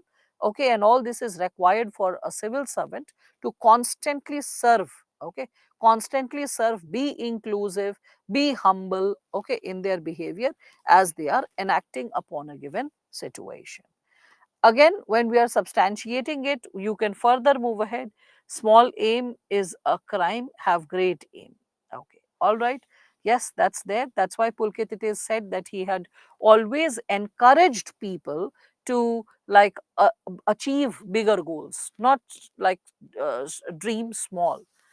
One side we discuss Aristotle as a teleological thinker, yes, and we talk about his golden mean, so which looks like the deontological. Oh, that's associated with he being the virtue ethicist. That is another concept, that how to arrive or how to achieve virtues. We can achieve virtues when we are able to identify what should be done. And how do we identify what should be done? When we are able to create a balance regarding what is the extremity and how to avoid it. Got it, Harsh? I hope that's clear to all of you. Then this another question which all of you can see, this is associated with like okay, yes. So with respect to this, you can see the another question related to Tirukural that was in 2018. So Tirukural, this quotation was asked from Tirukural: falsehood takes place of truth when it results in unblemished common good. You can see this, right? So falsehood takes the place of good when it results in unblemished common good, right? So, as you all can reflect upon this given content, you can further substantiate the given insights pertaining to it. So, here, first you are giving the reference from where the statement is coming. Tirukural, what is it? So, it is a classical Tamil text which is discussing about everyday virtues. in an individual's life, what the person ought to be doing at all time. So it is associated with what? It is related to a couplet that is associated with what is truth and how the truth is important for us to arrive at good or the human good. Now, we were discussing about the idea of good from Plato's perspective or from Aristotle's perspective also, remember. Now, we are seeing it from Thiruvalluvar's perspective. So, the concept states that falsehood has the nature of truth. Falsehood takes the place of truth. It also has the nature of truth if it confers a benefit that is free from fault. Okay, if it confers from the benefit from free from fault, like for example, someone is supposed to be killed and a person comes running across with a gun or with something, and this person who is supposed to be killed, this person has hidden behind a door or something like that and says that please don't tell, and the person is just coming who is supposed to kill, or who's chasing the person to kill, not supposed to kill, sorry, who's chasing to kill. So the person comes and asks you, where has the person gone? And you're like, not from this direction, probably from that direction. So you lie. So you have created what? Falsehood. So is this lie unethical? The question arises. So even if it is a lie, it is free from, we can consider, any kind of fault. It is free from any kind of fault because it is like associated with unblemished common good, means untarnished, unaffected, larger good of the society is in that given falsehood or lie that you spoke. So if any lie is spoken, but the manifestation of it is the interest of the larger public, it is like latently or indirectly going to benefit the larger masses, the common masses, okay, then in that situation we all need to understand that it will be like faulty, it will be incorrect to consider the given possibilities associated with what we are living or what we are experiencing and what more or what ought to be experienced further. Again, we can see that it could be analyzed in the light of heroes in films or everyday life breaking some rules to get rid of certain social evils and doing some social good. So social good के लिए आप झूठ बोल सकते हैं, that's what the statement says. So such a falsehood or illegality is equal to truth. It is not something which is harmful, it is equal to truth because it is bringing flawlessness. It is bringing flawlessness to the common good. It is also associated with, we can consider, the helping the others in a like exhaustive or a big way. But what if the person is a blatant criminal? That's what, Abhijit, it's written. If the person is a blatant criminal, how is it associated with common good or larger good of the society? Yeah, when we are talking about it. If the person is a criminal, then what was done to save that person was not good. What you are supposed to do now, if you are seeing the police is chasing a thief and you hide the thief, okay, then in that situation you did not create a common good. That's what is being said. You have to constantly be clear about it. Yes, Stelios approach can also be connected with it. So very true. As per the Damasio, the human activity is not decided by brain only, but by emotion. So then how only rationality as a path to achieve happiness? Did I say that, Shanawaz? Remember, one of the students, I don't know whether you or someone else had asked that, ma'am, like how rationality at all times can be considered as a virtuous behavior. So I said, no, rationality or logic is not the virtuous behavior. When we speak of it, it is emotional intelligence because neither too emotional not, nor too much of rationality. Emotional intelligence is the golden mean, and I had discussed that. It seems you had evaporated in the thin air for those few seconds, getting distracted by some thought or idea, right? Shanvas, that must have happened. Okay. What does encounter fit here? Encounter, when we are speaking of it, if you're not following the rule of law and there is a method of punishing the same person under the rule of law, then it will not fit in as an ethical behavior. Okay. Meaning of the phrase mentioned along with Aristotle's pick. Oh, that it needs some kind of stamina. That's also there with respect to this. So, virtues is between two extreme, two vices. Yes, so true, so true. So, okay. Gandhi also said to stop large violence if we need small violence. In Quit India, oh yeah, yeah, yeah. Gandhi never said if that was the thing, then Chauri Chaura incident won't have pulled the entire momentum back. Gandhi had spoken do or die, whereby he said that if harm has to be inflicted, if violence has to be inflicted, put your own well being in line, put your own life in line. That's what he had said. Okay. So that's what can be considered. So a free from fault or free from blemish action gives falsehood a nature of truth. Why? Because it is a result in blessings, and overriding goal is associated with the larger good of the society. That's how you explain such a quotation with, you can also give certain examples if needed. That's how you can substantiate the content per se. All right. Women's entry in Keshwananda Bharati's in Keshwananda case was not ethical, because in some temple it was practical from history that, are you not mixing, Snehalata, women entry in Keshwananda Bharati case? I mean, is it Keshwananda Bharati case? Are you not mixing some incorrect facts, blending it together? Probably you wanted to say Sabrimala temple. Yeah. तो मतलब बहुत मजेदार Goncha much गया है. So I hope you can see that what you implied to say. And it was not ethical. Well, when you are talking about this to remove human subjectivity, that's why we have a bench, and the bench decided that whether entry ought to be allowed or not. When it comes to the component of whether you enter it or not, is associated with your cultural and ethical wisdom. Okay. The cultural wisdom, no problem. Getting confused at this colossal level was quite interesting, I must say.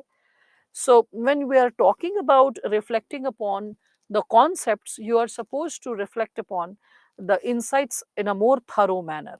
Now, all of you can see I've created a question pertaining to secularism. Secularism, you know, is there in GS paper 1, Indian society also, secularism and communalism. And secularism is also there in GS paper 2, polity, constitution. And in constitution, you can think of the preamble and later also.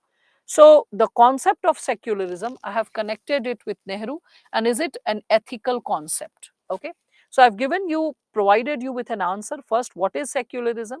Then, how secularism is associated with an ethical value, and then connected secularism with the wholesome insight of how it is preventing any form of religious discrimination, any form of imbalance prevailing in the society. Finally, giving in another para what is Nehru's view on secularism, what are the insights that he is giving associated with secularism, and that is how you complete the answer. There is yet another question that I have provided to all of you related to Tagore, his idea associated with nationalism and pluralism. Pluralism is associated with diversity, and how this component of diversity is connected to nationalism, how the two are different. Okay. So, nationalism, if we are talking about narrow nationalism, so narrow nationalism can in fact be dangerous for a society, like Hindu nationalism, Islamic nationalism, Sikh nationalism. Okay. These forms of nationalism can cause separatism, terrorism, communalism, fundamentalism occurring in a society. It can lead to divide, and it can disrupt the social harmony and formation of social capital. So, it's a very interesting concept, the component of nationalism, people who don't understand. Those who don't understand nationalism at all, okay, you can also see the essay written by Tagore. It is available online pertaining to nationalism, his ideas and perspectives to nationalism. You can just read Tagore's idea, and that's something which you all can substantiate. So you can just read this content. This is something which is supposed to be read, so that you come tomorrow with the right set of questions, and then we can continue. So related to the question and answer, if you get stuck in any part, While reading the answers, just ask me, I shall explain. This is how the questions and answers associated with thinkers needs to be addressed.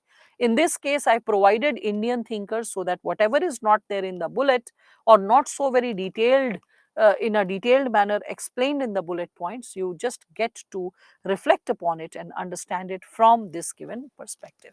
So please enjoy reading it and getting a wholesome understanding of this material so that we can continue with this discussion tomorrow as well. All right. So this is it for today. Thank you. Let us meet again tomorrow. Thanks and have a good day.